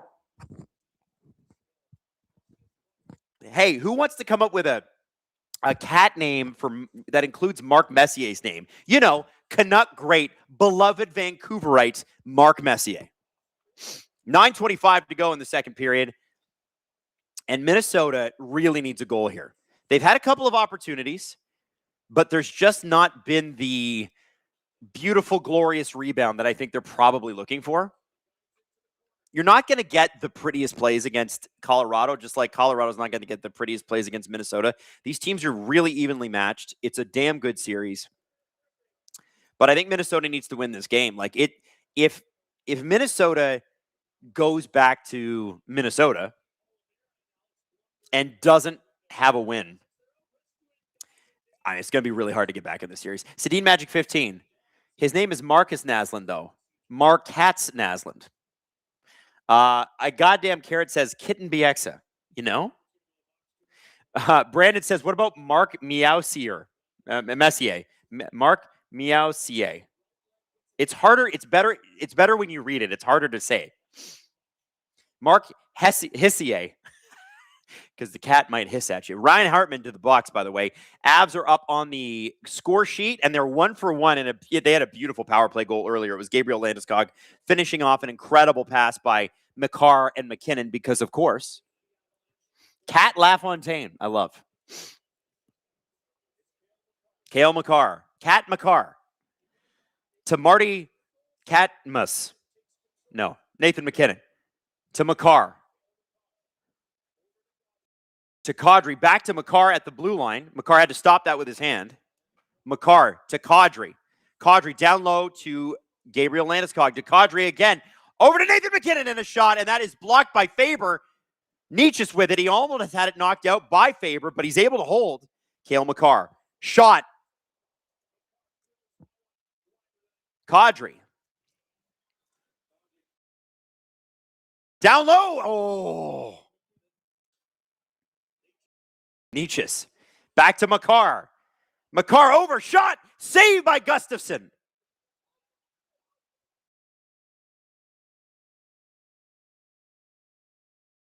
.54 seconds to go on this power play. They've had some good sort of opportunities here. Kadri. Down low to Landeskog. Back to Kadri on the half wall. Gets it to Makar at the point. 40 seconds remain. Here we go. Nathan McKinnon shot. And it was a tough angle. Gustafsson had that covered with 36 seconds to go. The Wild are going to clear that down the ice. Jack Maloney, at least the Whitecaps don't suck. I hope that Ryan Reynolds buys them, by the way, and keeps them there. It's bullshit that the Whitecaps might have to move. Absolute bullshit. Total crap. Corrupted said Mark Messier nicknamed the Messiah, the Meow-Siah. Ooh, I like that. Nico Sturm. Marco Sturm is the coach. 7 seconds to go. Wild are going to kill this penalty, and that's a big one. If the Avs scored there, it's damn tough to get in this game. But here they come to Chushkin. And oh, that was awesome. So the Wild fired a puck all the way down the ice with just a hardcore slapper. It went right to the glove of Scott Wedgwood, and Ryan Hartman was all over him, so he had to cover it up. That was crazy. I haven't seen one of those in a long time. Whoever fired that was the most accurate 200-foot slap shot I've ever seen. And it sailed up and came down. If that was one of those $1 million shots that you see at intermission, they would have won. Corrupted 101 as an Avs fan and supporter of the Leafs. Great day. It was a great day. Kaprizov behind the net, looking for a pass out front to Hartman. Almost got him, but it just did not stay on his stick. Kaprizov with the stick. Oh, puck again. Oh, man, and Hartman gets absolutely leveled. Hartman got leveled, I think, by Brock Nelson. And his head, he got up carrying his head, but he's okay, it seems. Faber falls at the blue line, gives it to Quinn Hughes.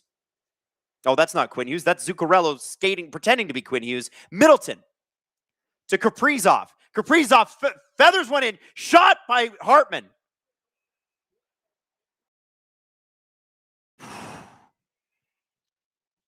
Wow. That was pretty close. Some good play there by Minnesota. Right off the power play, looking like they're right back in this game. This is bonkers.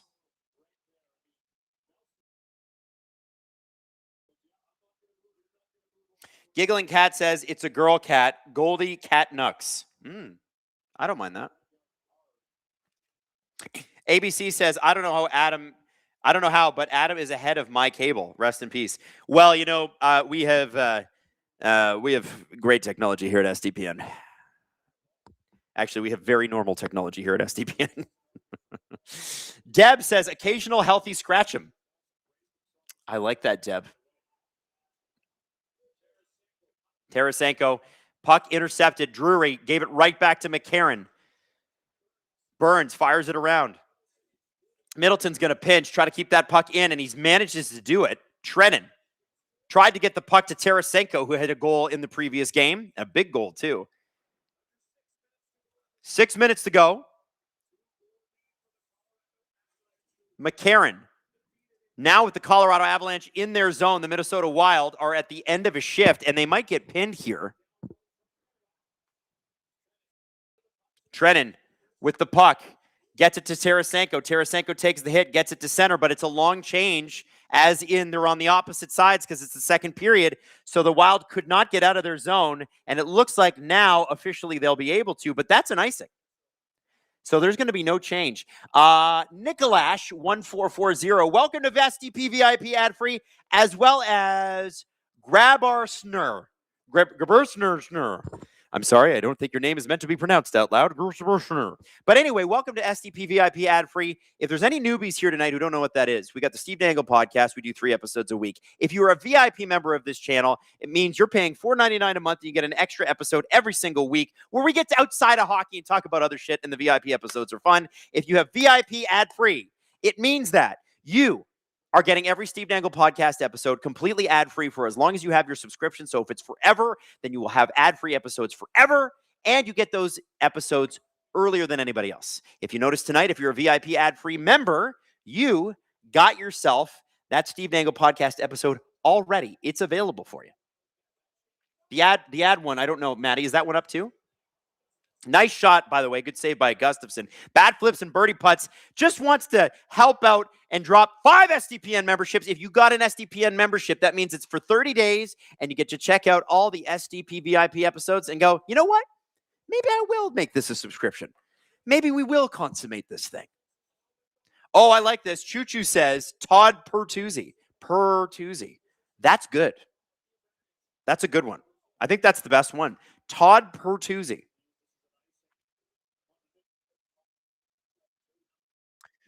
Okay, so the Steve Dangle podcast from today, which is hilarious because we recorded an hour and a half before, and then are going to include, because we always had the live show where we streamed the draft lottery.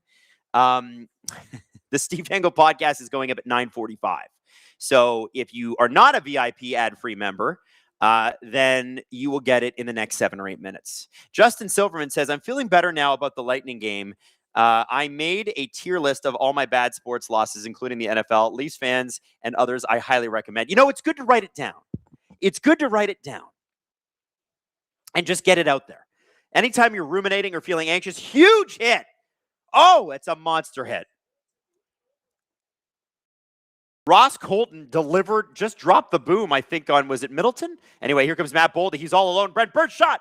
Oh, Boldy didn't take that shot early enough. Oh, and another big hit behind the net. Oh, some hard hits being thrown now. Hartman was the one that threw that hit. Quinn Hughes is unable to keep that puck in.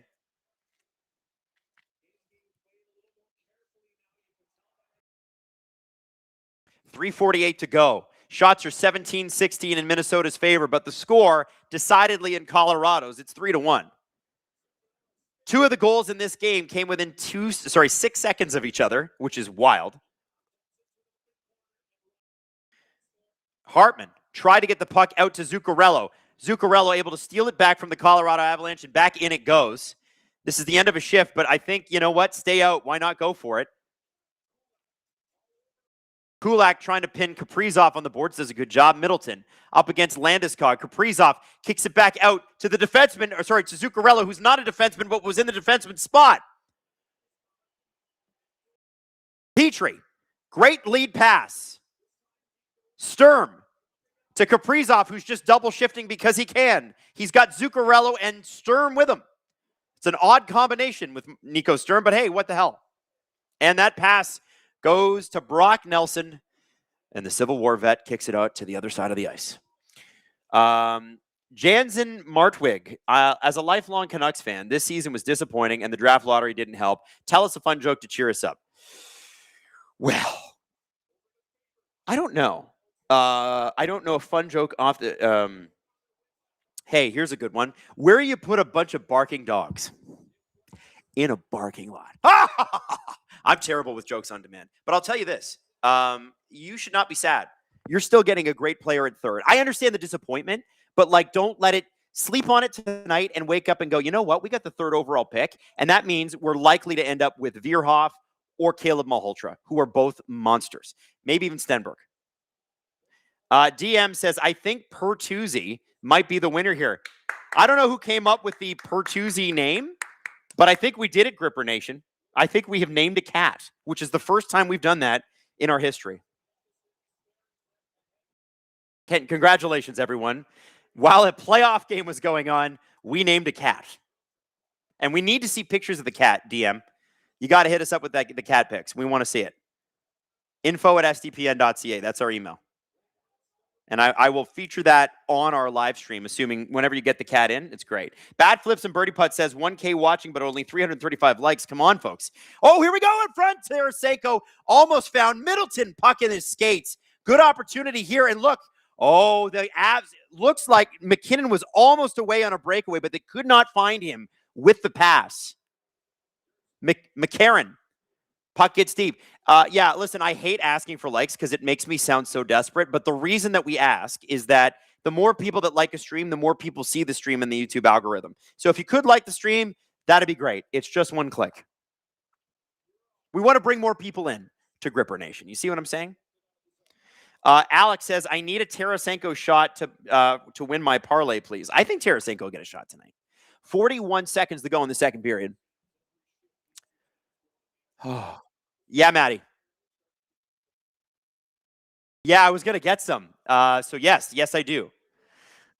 Maddie's asking me if I want Wendy's to celebrate next episode. I'm getting a couple junior bacon cheeseburgers, which consequently, Wendy's is my favorite fast food joint. And I'm a JBC man. Two junior bacon cheeseburgers, please. No, junior bacon cheeseburgers. They are the perfect hamburger. They are the perfect. Are you guys getting that now? Or is that for next episode? Maddie? Are we getting that now or for next episode? Oh, great. Perfect. Yeah. Hell yeah. Oh, it's right now. Oh, I was going to bring in Wendy's for the next episode. But that's cool too. Let's get some Wendy's. Hell yeah. Hell yeah. Corrupted 101. All right, one more. Cam Prowler or Nathan McKitton. I do like that one. If producer Drew got a cat, it would be Nathan McKitton.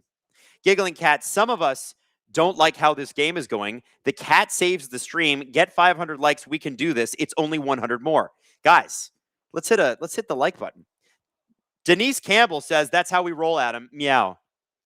Woody said, I'm a Baconator guy. Jesse was saying, he was telling me to get a Baconator, but I can't eat a Baconator because it will upset my tum-tum. I'm a JBC man till I die. If I'm going for fast food, it's always Wendy's. And I'm not saying that because John Chayka owns 50 Wendy's restaurants. I'm just saying I've always loved Wendy's. And period over. Good period for both teams, but the Avs are the ones that get on the board. It is 3-1.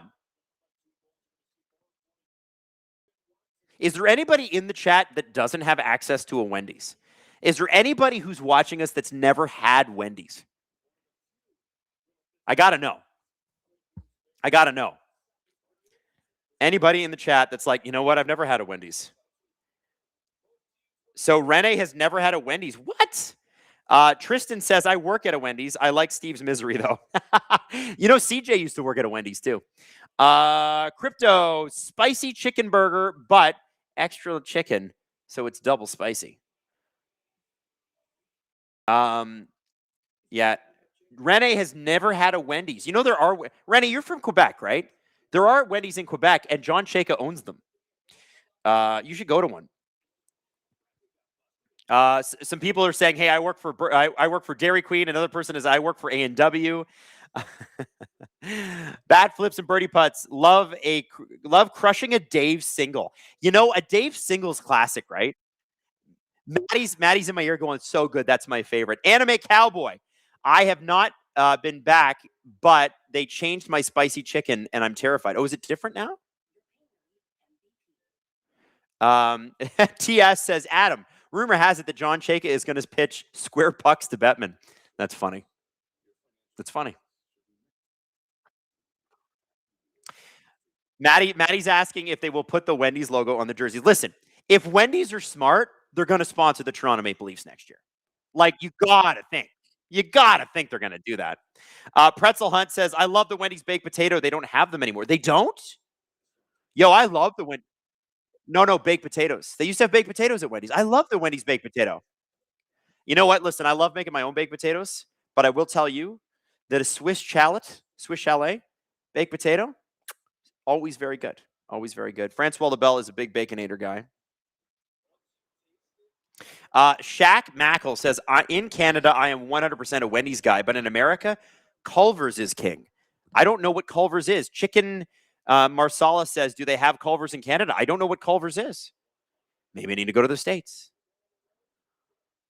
Big Poppy 7777. They have baked potatoes where I go in Ontario. I do think they have baked potatoes at Wendy's still, I swear. Sedin Magic 15. Here's the big question. Mayo or no mayo on the JBC? I'm no mayo personally. Absolutely mayo on the JBC, but don't overdo it. It just needs to be a little bit. I don't want it to, because too much mayo makes everybody uncomfortable. Like mayo's got a nice zing. Not Jax. Yeah, Jax, my co-host at the Adam Wylde and Jax show. A little bit of mayo, that little zing, perfect. When you talk about, I don't know how many of you guys love Anthony Bourdain, but some people make loving Anthony Bourdain a personality clip.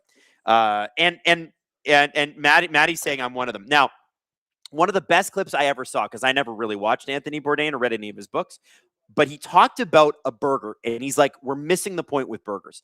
They don't need to be big and thick and whatever. It needs to be a thinly sliced smash burger with lettuce. He said no lettuce, no tomato, just cheese, ketchup, mustard. And he said it's got to be one-handed, not two-handed, one hand. And I don't mind having the lettuce and tomato from Wendy's on it, although I don't like the McDonald's pickles and onions thing. It's not my thing. But I think he's right. Like, you remember like the millennial burger trend or whatever? It's too much. It's too much. Anyway, let's go to a clip. Maddie, what are we doing?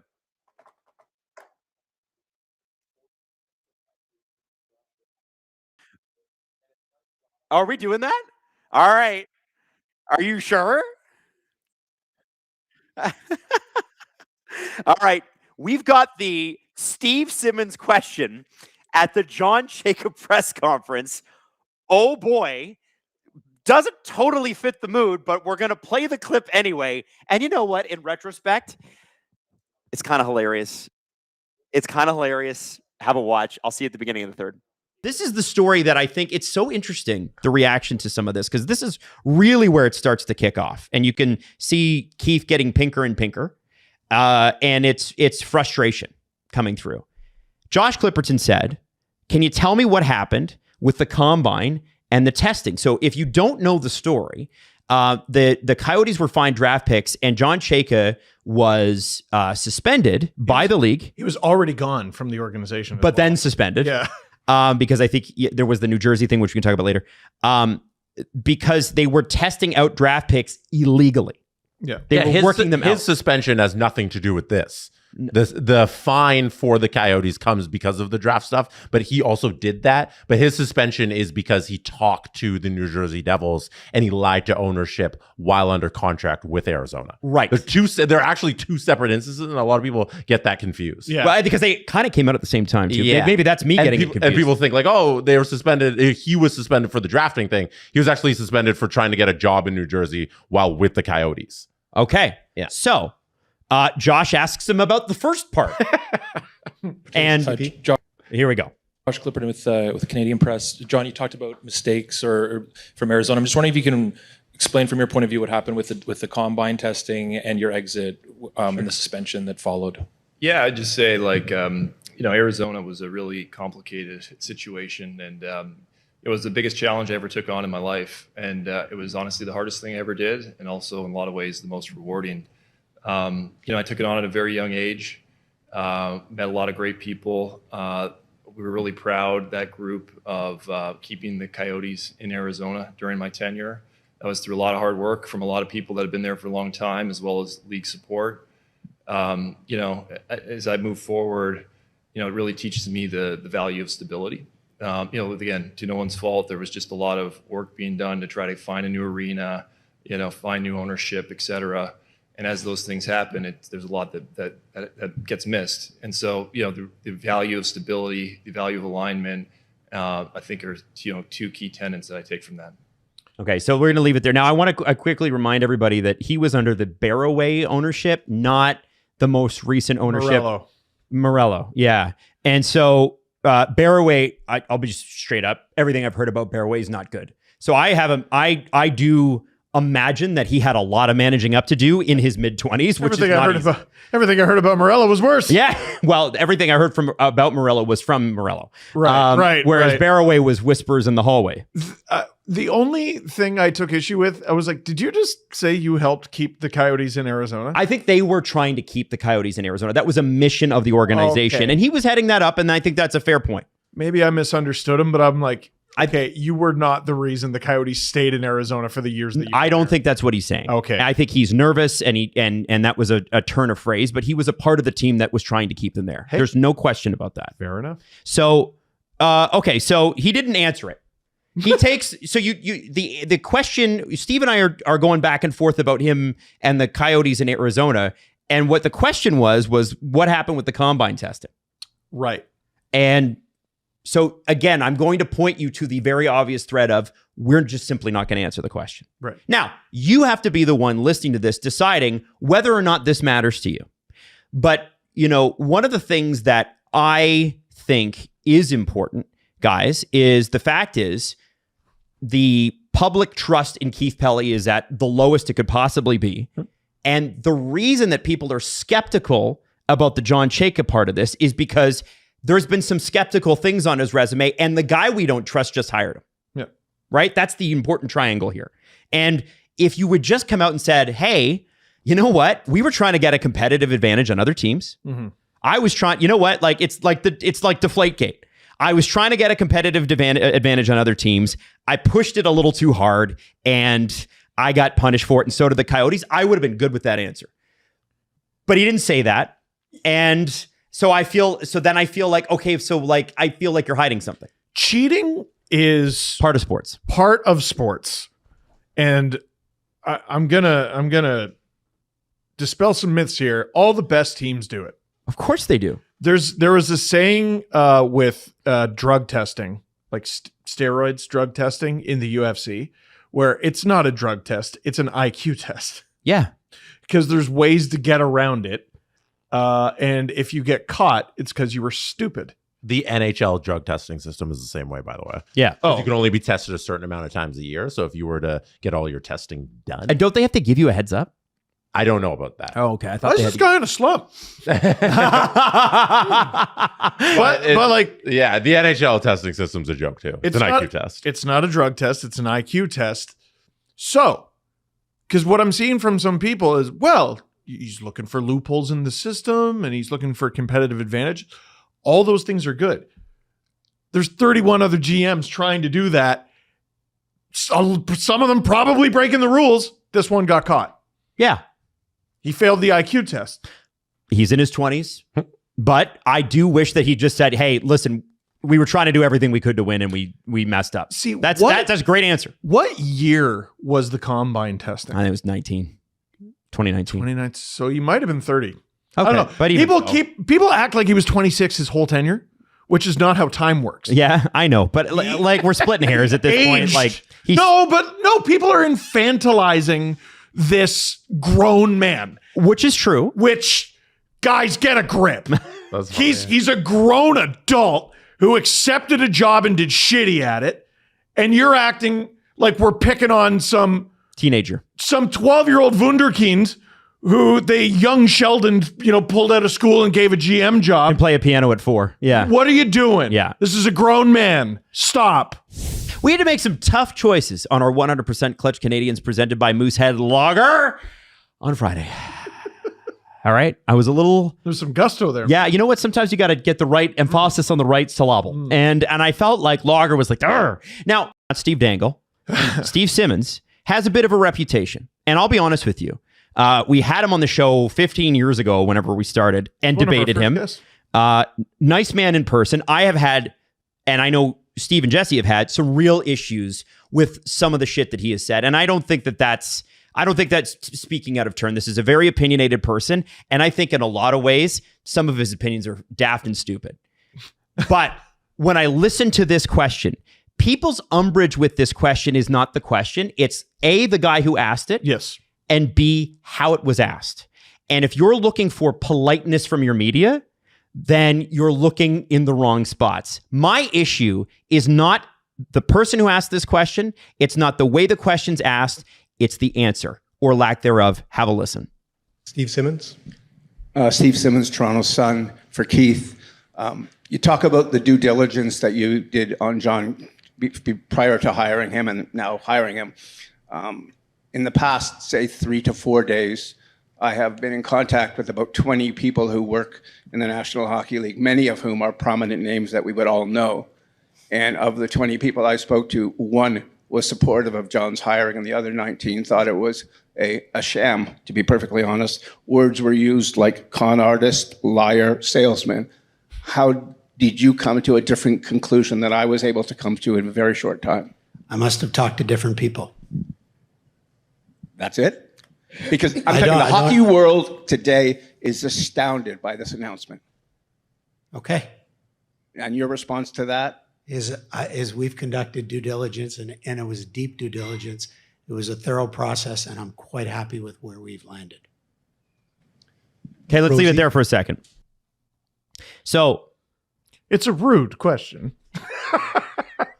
that Steve's a rude guy. No, like I'm just playing devil's advocate because people are going to be like, listen, you ask a rude question, you get a rude answer, right? When you go up there and you say, hey, the guy you hired is a con artist, that is rude. John handled it pretty well. John didn't have to say anything. He didn't get an opportunity to say anything.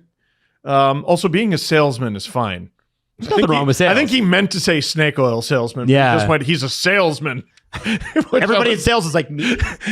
Me? Am I the drama? Jesse, explain the vibe in the room when Steve walks to the mic, when you hear the question, and afterwards. Everybody's sitting down. They hand him the mic. So they hand him the mic. Excuse me. Okay. No walking. Thank you for the visual. It was expected when he was going to ask a question that it was going to be something like, not that much, but it was going to be a Steve Simmons question in this moment because he had been amping up to this moment. But it was awkward. It was a little tense there for a brief moment. You think? I don't know how. I wish I looked up to see how the MLSE employees felt. That's the one thing sitting there. I was like, fuck, I should have seen if I could catch anybody glimpses on those tables that's sitting at the top of Real Sports to see what they felt. But I don't know. Keith Pelly was not happy. Clearly, you can see that. And I think all the reporters in the room were happy that he got asked a direct question. I don't think anybody was upset that Steve Simmons went there. He probably could have been.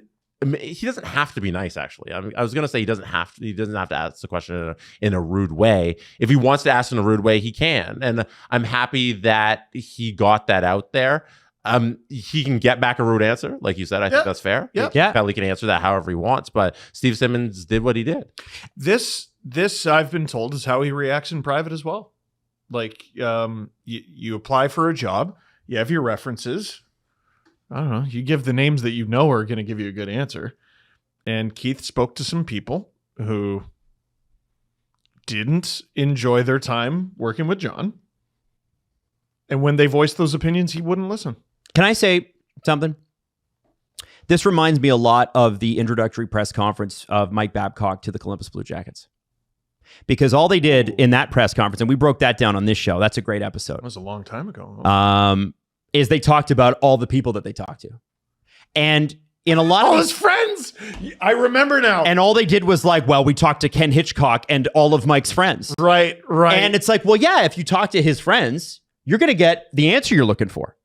Right. But the point of talking to many people is getting the answer you're not looking for and some of the answers you're looking for, and then weighing them against each other to make sure it's the right decision. That'd be a great thing for a resume. Hey, can you put the number of your worst enemy? Well, and especially for a job this important. Jesse, Steve, we talked to people inside the game. Uh-huh. Has a single one said to you anything different? Maybe not in those terms, but has a single one said to you anything different than what Steve Simmons said? There's one guy. Steve talked to one person because he told Steve me.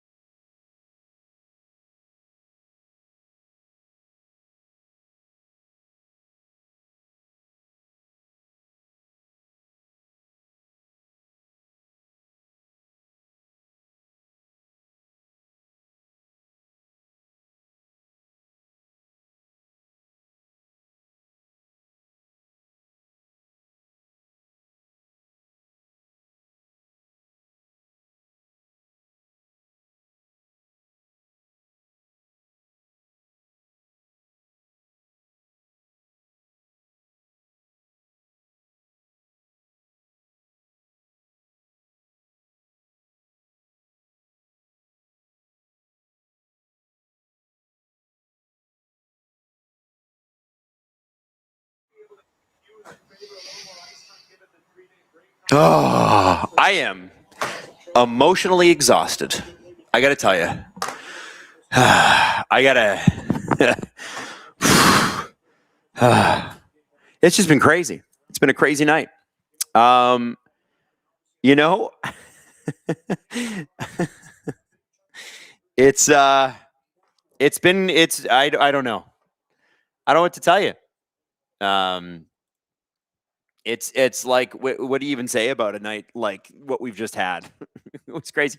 Do you know that during our stream we got up over 10,000 people concurrently watching as the Leafs, and I don't know if you guys saw it, but the episode went up on the SDPN YouTube channel, and the thumbnail that Jesse chose for it is absolutely elite. It's it's insane. It's so insane. Anyway, Adamo says, Adam, do you like dipping eggs? Yeah, sure. It's like where you cut up the toast and you dip it in the thing, and it's in the egg in the cup thing. Absolutely. I don't make that very much, but I do like it. Oh. 19 minutes to go in the third period. I'm trying to hold it together because I'll be honest with you guys, I've gotten zero sleep in the last few days, and tomorrow morning I got to be up this is how the playoffs are. I got to be up real early to do a 6:50 a.m. hit with Global News, and I am in need of a good long sleep. But I think tomorrow I'm going to be able to sleep a little bit, and the thing I'm going to be able to do that I'm most excited about is a little research on, I don't know, the top 3 to 5 picks in the draft.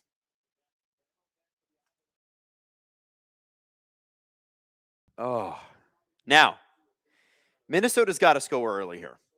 I think you don't want this game to go on too long, 3-1. The Avs can't shut you down. You can see already Minnesota's some of the score effects are taking place. I would expect Minnesota to outshoot the Avalanche at the end of this game, unless things go desperately wrong.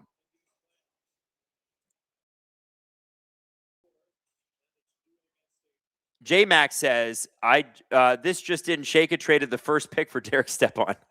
No, he did not. All right. I'm just going to tweet this bad boy out.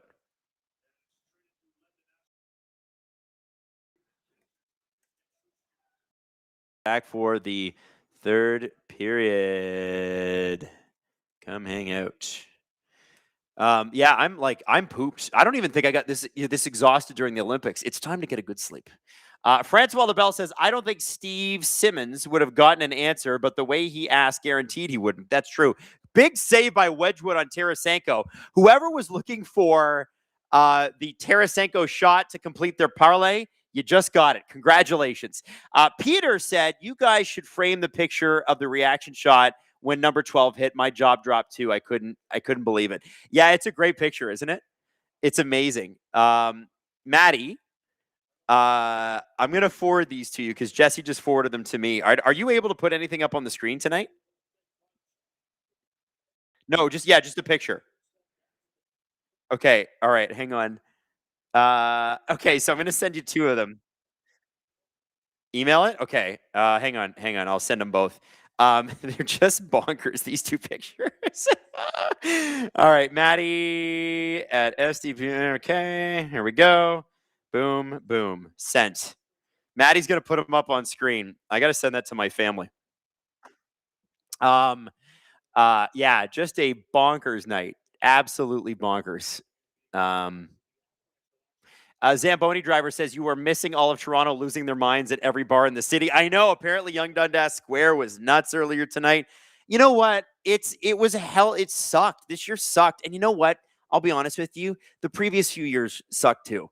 And it was because you knew they weren't going to get further than what they got. And Marner didn't want to be here. And who knows? Maybe Matthews still doesn't want to be here. But then they trade him and they get a bunch of young guys and you start again.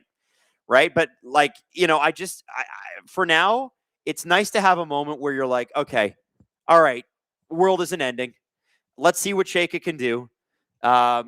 Give them a minute. Somebody just said it's an aura frame moment. I love that.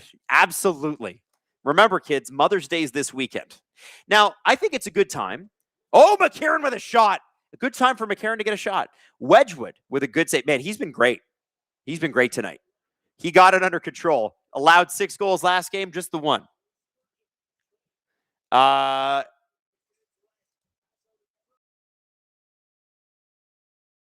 puck is shot out. Middleton's going to get it.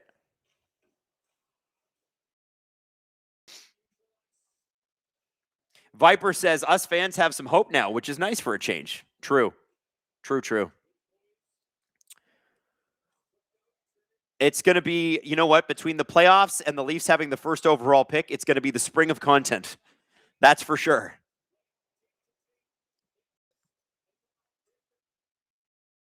Oh, it's on the screen. This is us, by the way, guys. How about that? Look at Jesse's mouth. Look at how long Jesse's mouth is there. Oh, my God. By the way, Maddie, our time clock, I think, is stuck. You might need to check that one. That is a hilarious picture. Wow. Like, it's just, I don't know what else to say. Like, when we were chanting 12, I can't believe 12 came up. I can't believe 12 came up. Just an incredible photo. We have got to get that on a poster or something. Like, it's just hilarious.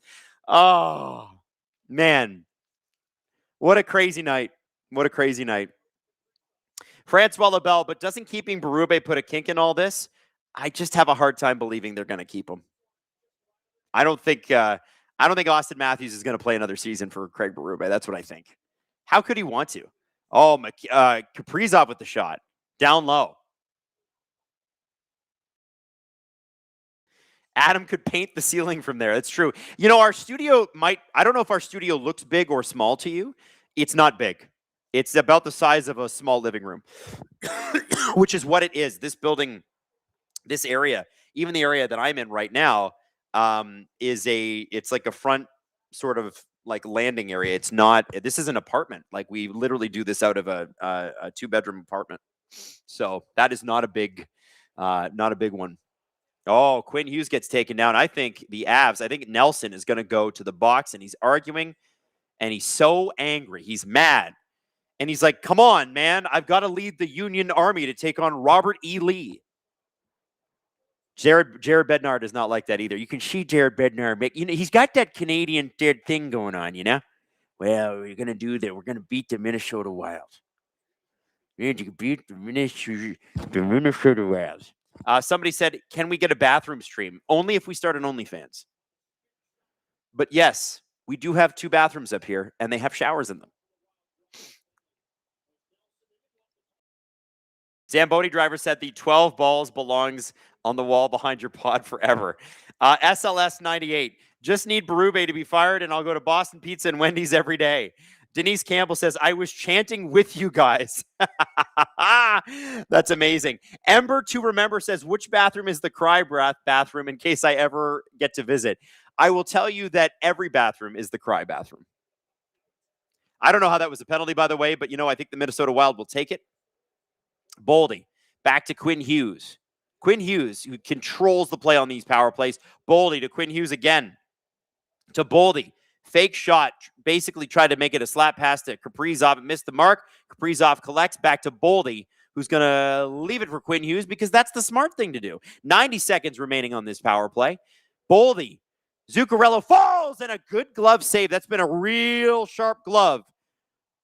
Real sharp glove for Scott Wedgwood.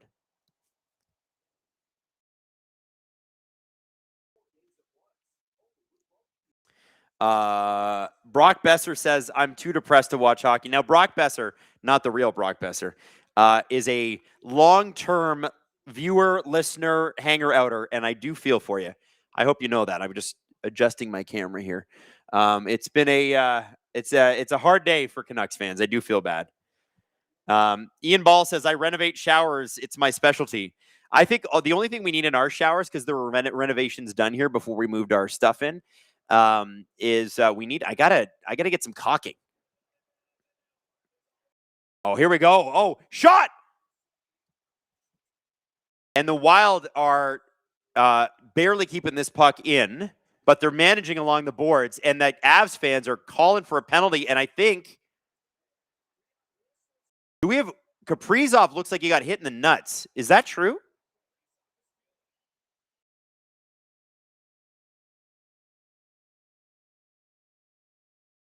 Kaprizov's like, what the F is that?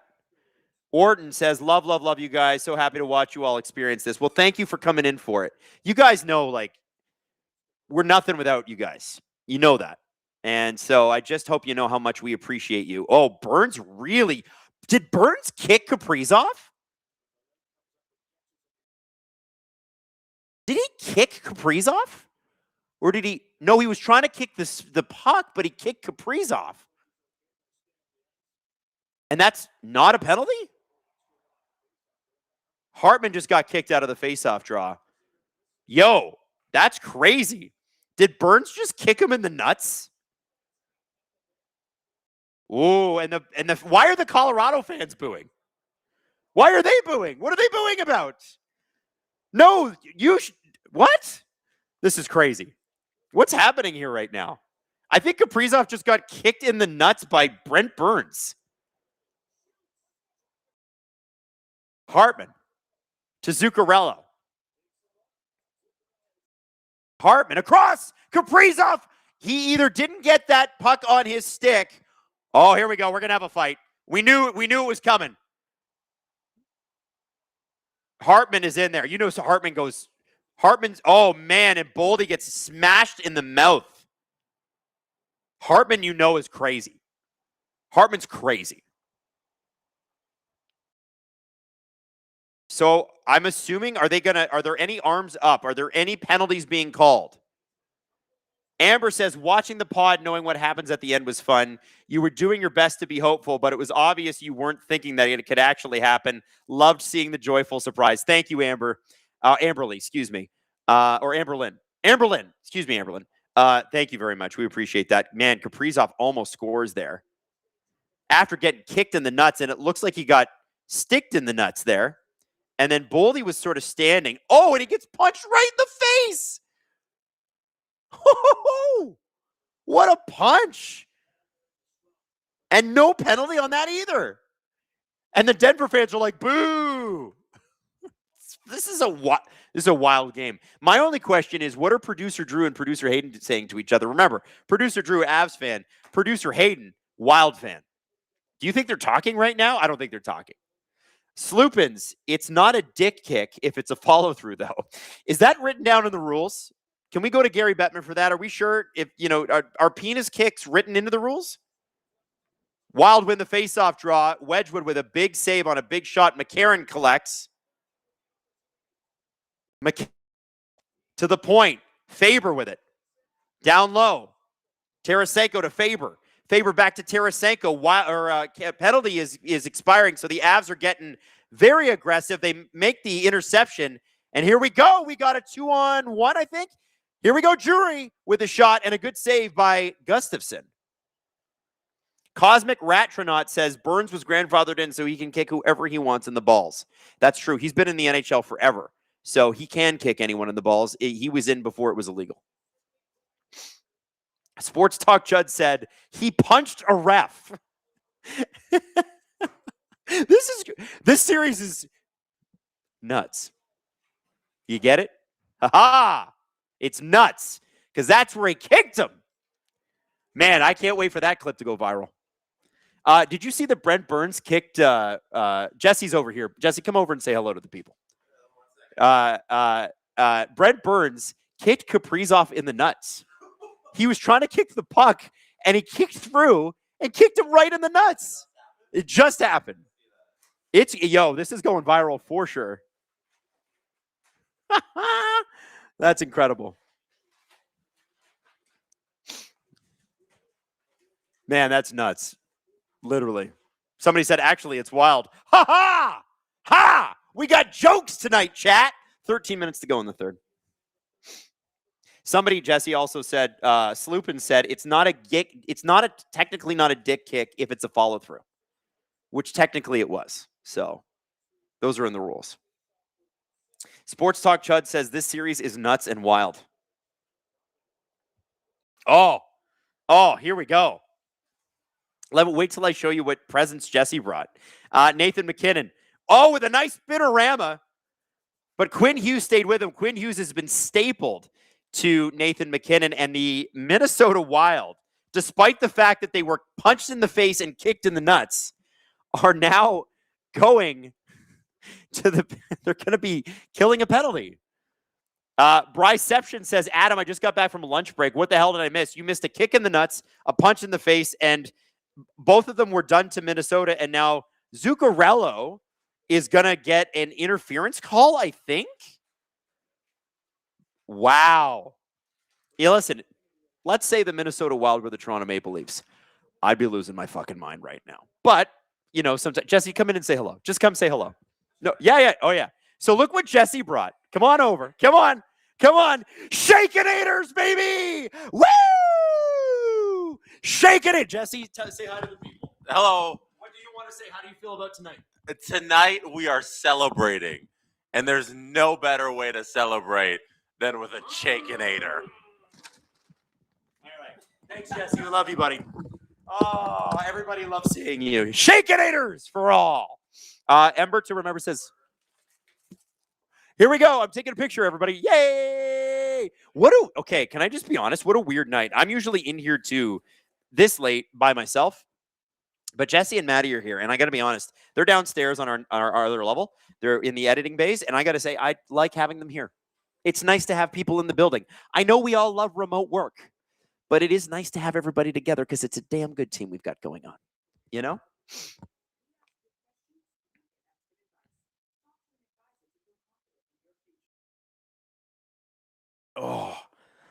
Oh, my back. Oh. Listen, Jesse also got me some Wendy's nuggets. I don't know if that's what they're called. They're good though. I can't believe somebody in the chat saying Wendy's is ass tier food. I'm sorry. This is a junior bacon cheeseburger, and you shall not respect the god of junior bacon cheeseburgers. Like, the greatest. I just want to say, junior bacon cheeseburger, delicious. Absolutely delicious. And there is a sauce. They got me the honey mustard bistro sauce. I've never tried this. All right, into the power play now. McCarr at the blue line. Tanichus, the first goal scorer for the Avs tonight. Landeskog scored the second one. You can see number 92 kind of leeching in there. Natchez with a shot. Oh, my God. Or Natchez. What a shot. Put it wide, but man. Listen, I thought that Joe Sakic made a mistake not re-signing Mikko Rantanen. But the fact that he was able to get Marty Natchez and Jack Drury, who are both pretty important pieces, maybe I should shut the hell up forever because that was a great trade. I'm not saying that Mikko wasn't great inevitably great for Dallas, and Stankoven's been great for Carolina in these playoffs. But, dude, like 100-point guy, Marty Natchez. Bryception says JBC is overrated. Dave's double is king. Maddie loves a Dave single, so I think she's on board with what you're saying.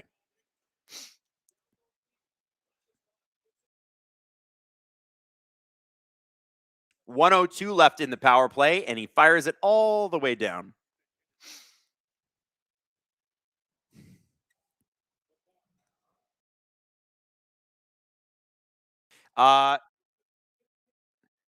Maddie got a Frosty, and she's just telling me how good it is. Frosties are excellent.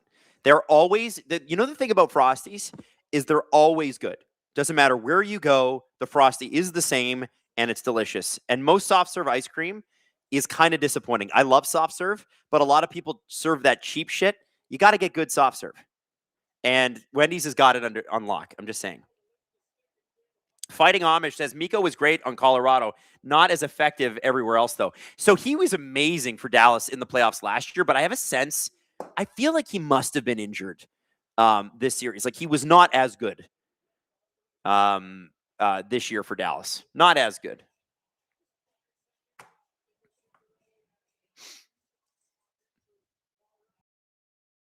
Bat flips and bat flips and birdie putts. A lot of balls talk on the stream tonight. Lottery balls, dick kicks, and a penis in the rule book. LOL. Bat flips and birdie putts says vanilla or chocolate frosty. I love the vanilla. Chocolate for me. Listen, if I'm having dessert, I'm having chocolate. I miss me with your sorbets and you're like, oh, big hit. Quinn Hughes gets absolutely stapled by Lehkonen, and he's just lying down now.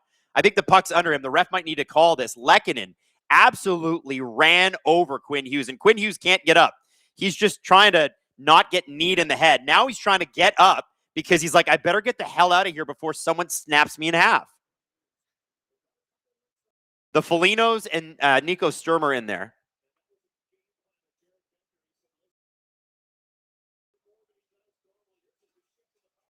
Wow. Yeah, I want them to show a replay of this hit, though. He got a good crunch. There's Quinn Hughes. Okay, so he's going to cut back on Lehkonen, and Lehkonen read that perfectly. It's a clean hit. And then Quinn Hughes is fine, but he's like, I can't get up. It's like life alert. I've fallen, and I can't get up. But the Felinos show up at your house rather than the ambulance.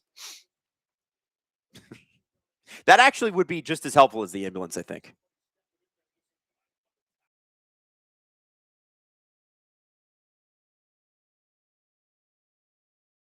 All right. Anime Cowboy. I was lost in life. Then I had a caramel frosty. I've never heard. They have caramel frosties? Not in Canada, they don't. Denise Campbell says, I'm really missing my dad. He would be so thrilled. Denise, we all have that family member that was a gigantic Leaf fan that, you know, we've lost, and we wish they were here to experience this with us. But I'm telling you, he saw it. I'm telling you, he saw it. And he's thrilled. And he's thrilled for you, I think. 9:44 to go in the third period. Uh-oh. We're getting awful close to Colorado going up 2-0 in this series, kids.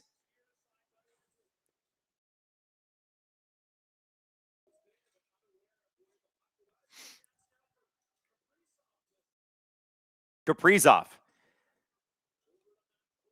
to Boldy. Boldy to Kaprizov. Oh, that was real close, but the Colorado Avalanche got their sticks in there. Spurgeon able to keep the puck in. Boldy with it.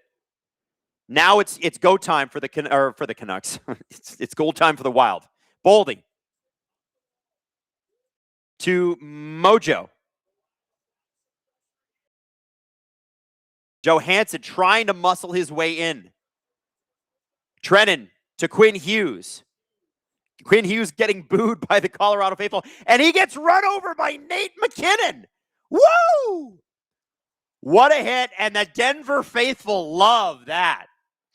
Giggling Cat says, Wendy's has fusions now. Cookie dough was yummy. They don't have fusions in Canada.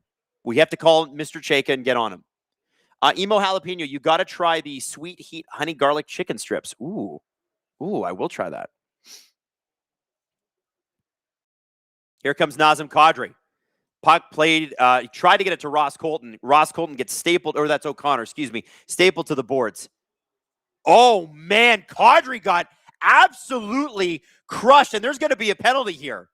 Kadri slow to get up. Oh, man, this game's getting mean. I think is it Tarasenko that hit him? And I didn't see how it went. I'm going to see if they show that. I think they're going to. I think they're going to go to break here. Here we go. So, he wasn't hit. Kaprizov turned around, tried to hit the stick out of his hand, and then the stick rode up Kadri's stick and right into his mouth. And Kadri, being the smart boy that he is, acted like he was shot. And that's the right thing. Denise says, thank you, Adam.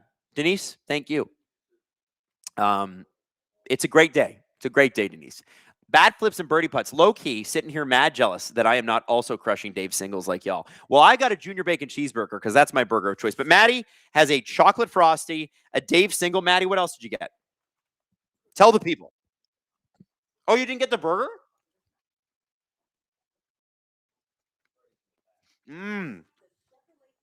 Maddie already had sushi tonight. She didn't eat it. I know I'm eating into a microphone that's probably driving people crazy, but imagine you're sitting here. Yeah, Maddie says some people are into that. Yeah. I don't know if those are the type. Do we? Well, it is Gripper Nation. I'm like, I had to stop myself because I'm like, oh wait, we're all kind of crazy.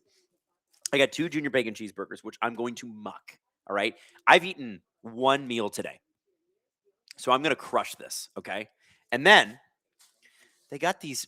Jesse left these, and like, what am I supposed to do? Not eat it? You know what I mean?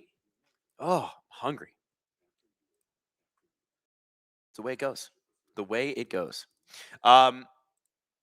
Okay, so here's what I'm going to ask the chat. Chat, I need to know. Brycepticon says 5 subs if you finally pronounce my name properly. Sorry, Brycepticon. Drop your 5 subs now. Sorry, there's Meme Empress always used to come in. Meme Empress was a Tampa Bay Lightning fan, is a Tampa Bay Lightning fan. I haven't seen Meme Empress. Is she here tonight? I called her something else for like a full year before finally I was like, oh, I've been pronouncing your name wrong the entire time. And she's like, I know, but I didn't want to correct it. Bad flips and birdie putts. Mad Dog, no Dave Single. Sloopin says, Gripper Shakenator ASMR streams. Let's go. Brycepticon dropping those 5 SDPN memberships. He's good to his word. City Magic 15 says, don't worry about it, Adam. It's good ASMR. Great Green Grass says, destroy the food, leave no survivors. No survivors. Hey, is anybody in the chat new tonight? Do we have any new members of Gripper Nation here tonight? People that have never tuned into one of my streams before. You could be an SDPN fan that's never checked it out. Tarasenko, by the way, in the box for high sticking. If you are new, you can just drop in the chat and say hello. We would like to say hi. Choo Choo Sam says, Wendy's themed Fat Guy Corner. That's a really great idea. Maddie, write that down. Wendy's themed Fat Guy Corner. Red leather, yellow leather.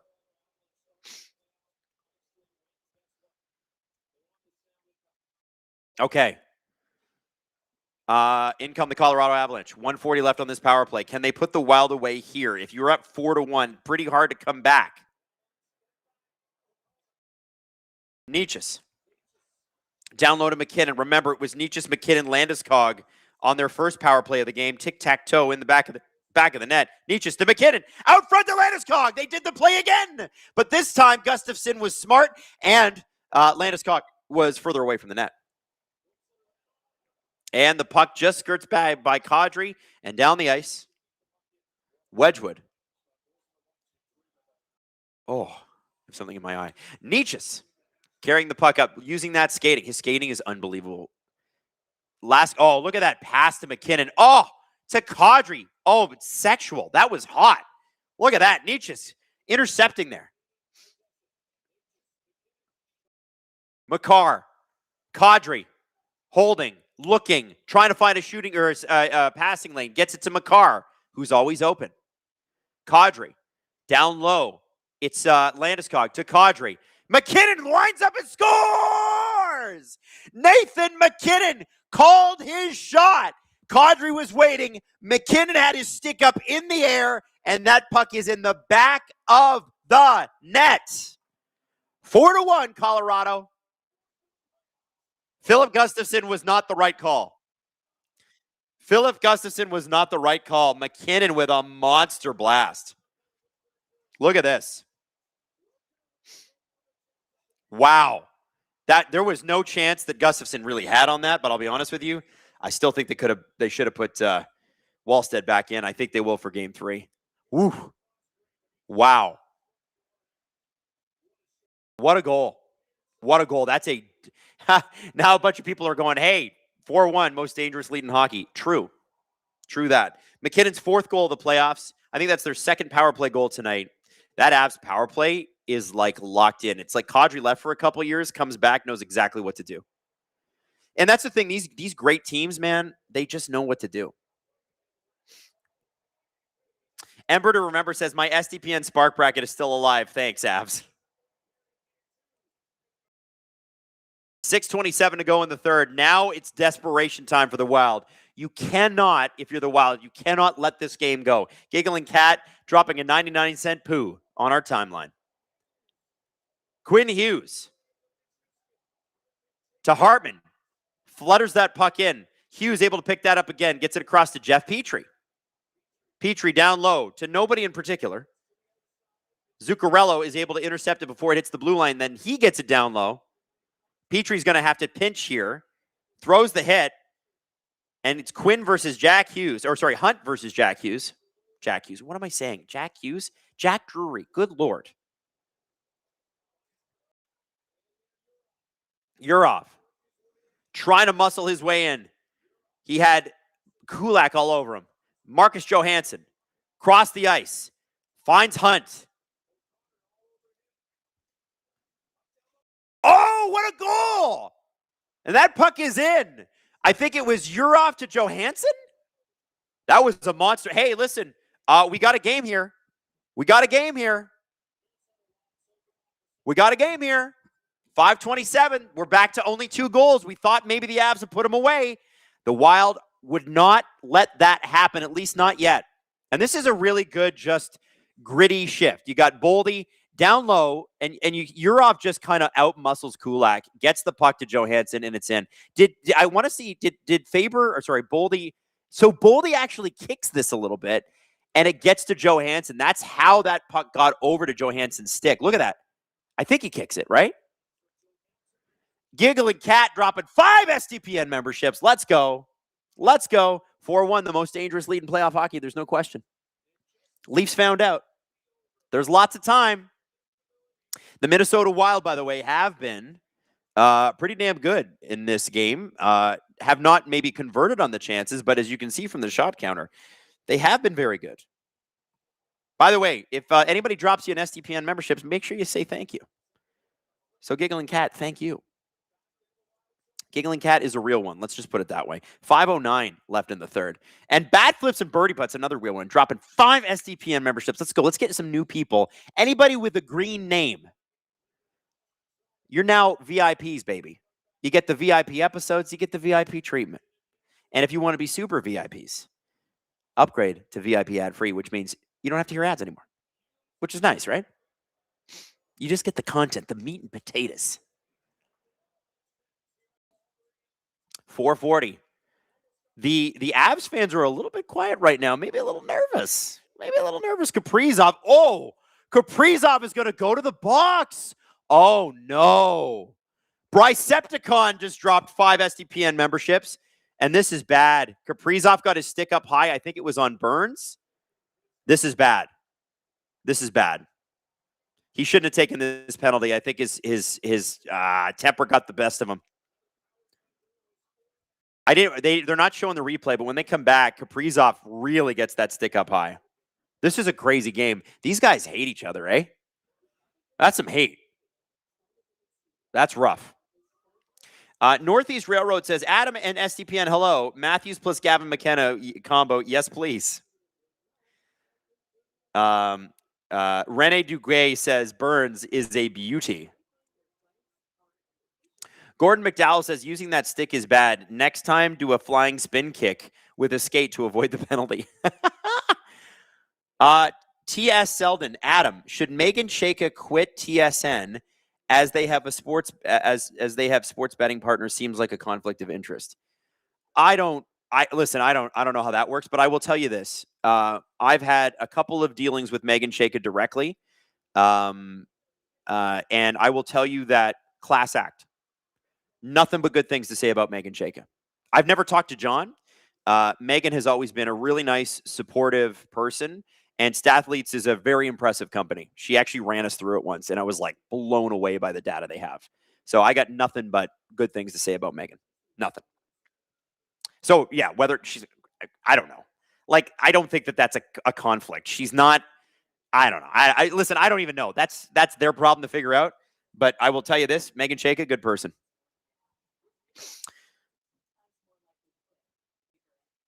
Denise Campbell said that's Red Mist taking over. I think so. And I think it was, I don't know if it was a cross check or if it was a butt end accidentally, but let me see this.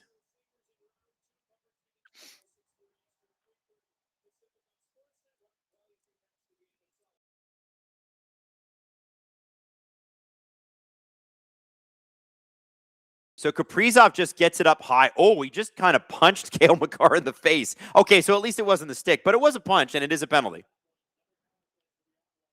I feel like if the Panthers were playing, they don't call that. Giggling Cat, back me up. Oh, big save by Gustafsson. Nazem Kadri had a wide open net, and Gustafsson got that left pad in the way. 141 left on the power play for the Colorado Avalanche. This is going to be really hard for the Minnesota Wild to come back from, but they're going to try. McCarron bringing it to center. You know, the way McCarron skates, it's like lumbering, but he's sneaky fast because he's like 7 feet tall. So he kind of skates like an old video game character that's a bit oversized. But he is also like when he gets up to top speed, his legs are just a little bit longer than everybody else's. 3:33 left in the third. 1:06 left on the power play.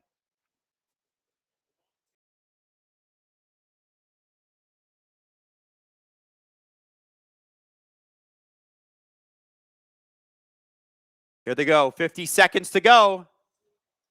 Giggling Cat says, yeah, that's just not a thing that happens to my team now. Well, it's, you know, in the playoffs. In the playoffs. The Panthers know how to work the refs, man. It's their greatest strength, and I'm not even mad about it. I respect the hell out of it. They won cups, man. How can you not respect that? Nichushkin along the half wall. I think the Avs are just trying to kill time on this power play. This is a veteran team that's been here before. Most of these guys have won a cup, this core, and they're going to take some shots like they just did there, but they don't care if they score here. I think what they care about is just burn clock. Burn out the Wild, make them skate after you. Drury across! Oh, and big save again by Gustafsson. That's Arturi Lehkonen who had the shot. Whoo!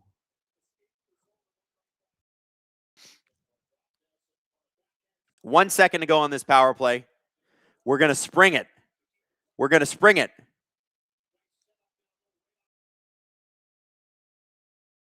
Oh. My neck hurts. I'm tired and what's happening here? Has Colorado called a timeout? No, nobody's called a timeout. Here we go. So, Minnesota fires it down. That's going to be an icing call? Why did he shoot that? Oh, no, he didn't. Okay. So it's not icing. Wedgwood does cover it up. Smart play, actually. Okay, so if they're not going to call icing on that, which is good, Minnesota can now have the empty net, which, oh, yep, there it is, empty net.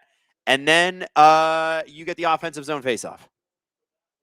All right, bring it home. Let's see if the Minnesota Wild can tie this up and we go to overtime. I don't think I'm ready for the night to be overshot. Oh, we almost had it. Zuccarello thought he might have had Wedgwood beat, but Wedgwood had that right pad ready to go. Great play by the Wild. Not able to convert. And they lost that faceoff draw too. Wow. Whew. All right. 2:14 to go in the third. You need 2 goals. You need a goal a minute. You got about 2 minutes left in this game. Hartman loses the faceoff dot. Loses in the faceoff dot. He's been great all night, but sometimes you lose, and that's not a good time. And the puck dances down the ice. That's not going to be icing, as I believe Brock Faber touched it a little bit. Sedin Magic 15 says, Gustafsson heard what you said about him. Well, he was bad early. Let's be honest. And it's kind of cost them. Kaprizov, shot. Ooh, that was a sneaky one. It goes right over the face of Wedgwood. Boldy.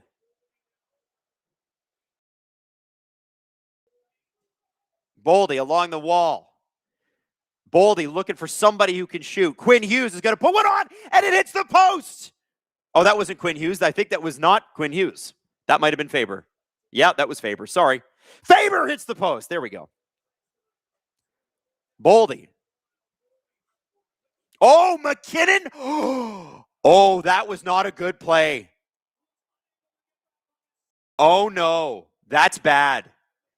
This is really bad. That was a bad hit. That's it. I mean, listen, I think that was a hockey play, but oh my God, I think he got hurt there. Wait till you see that. Wait till you see that replay. And it's an icing call. Boldy's okay. Look at this hit, guys. It's again, it's just a hockey play. I don't think McKinnon was like, I want to kill this person. Although I think he wants to kill anyone when he's playing hockey. This play is a crazy hit. Oh my God. See, to me, that's boarding. But yeah, I mean, it is a puck play. Like, I don't know.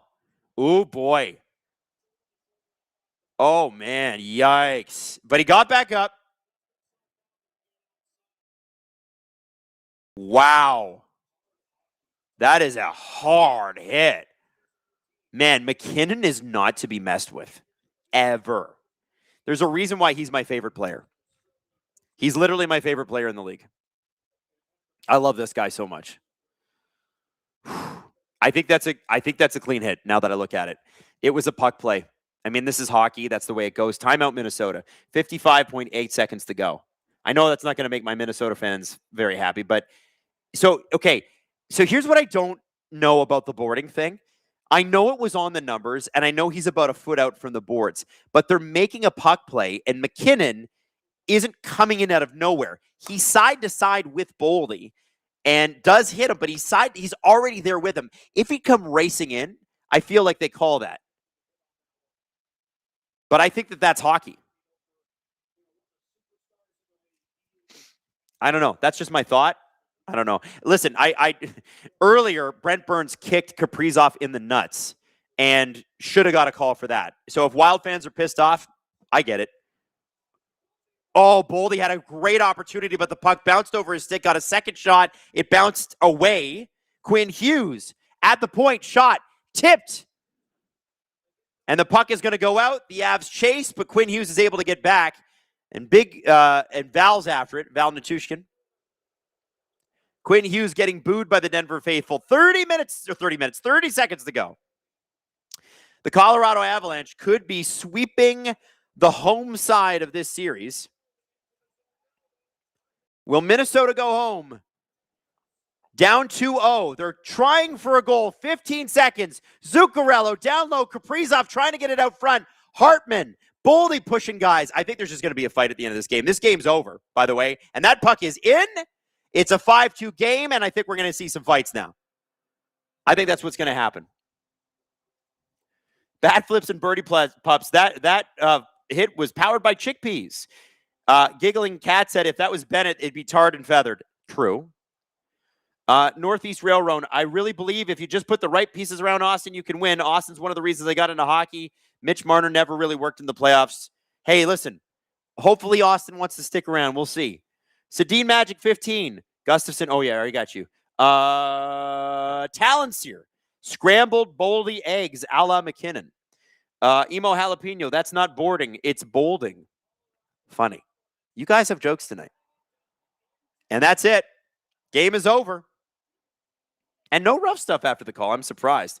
Ubaldo Alvarez says, congrats on the number 1 pick. Thank you very much. Are they Finnish-sodaed? Are they the Minnesota Mild? We're going to find out. So, I believe my next stream for this series is going to be on Friday.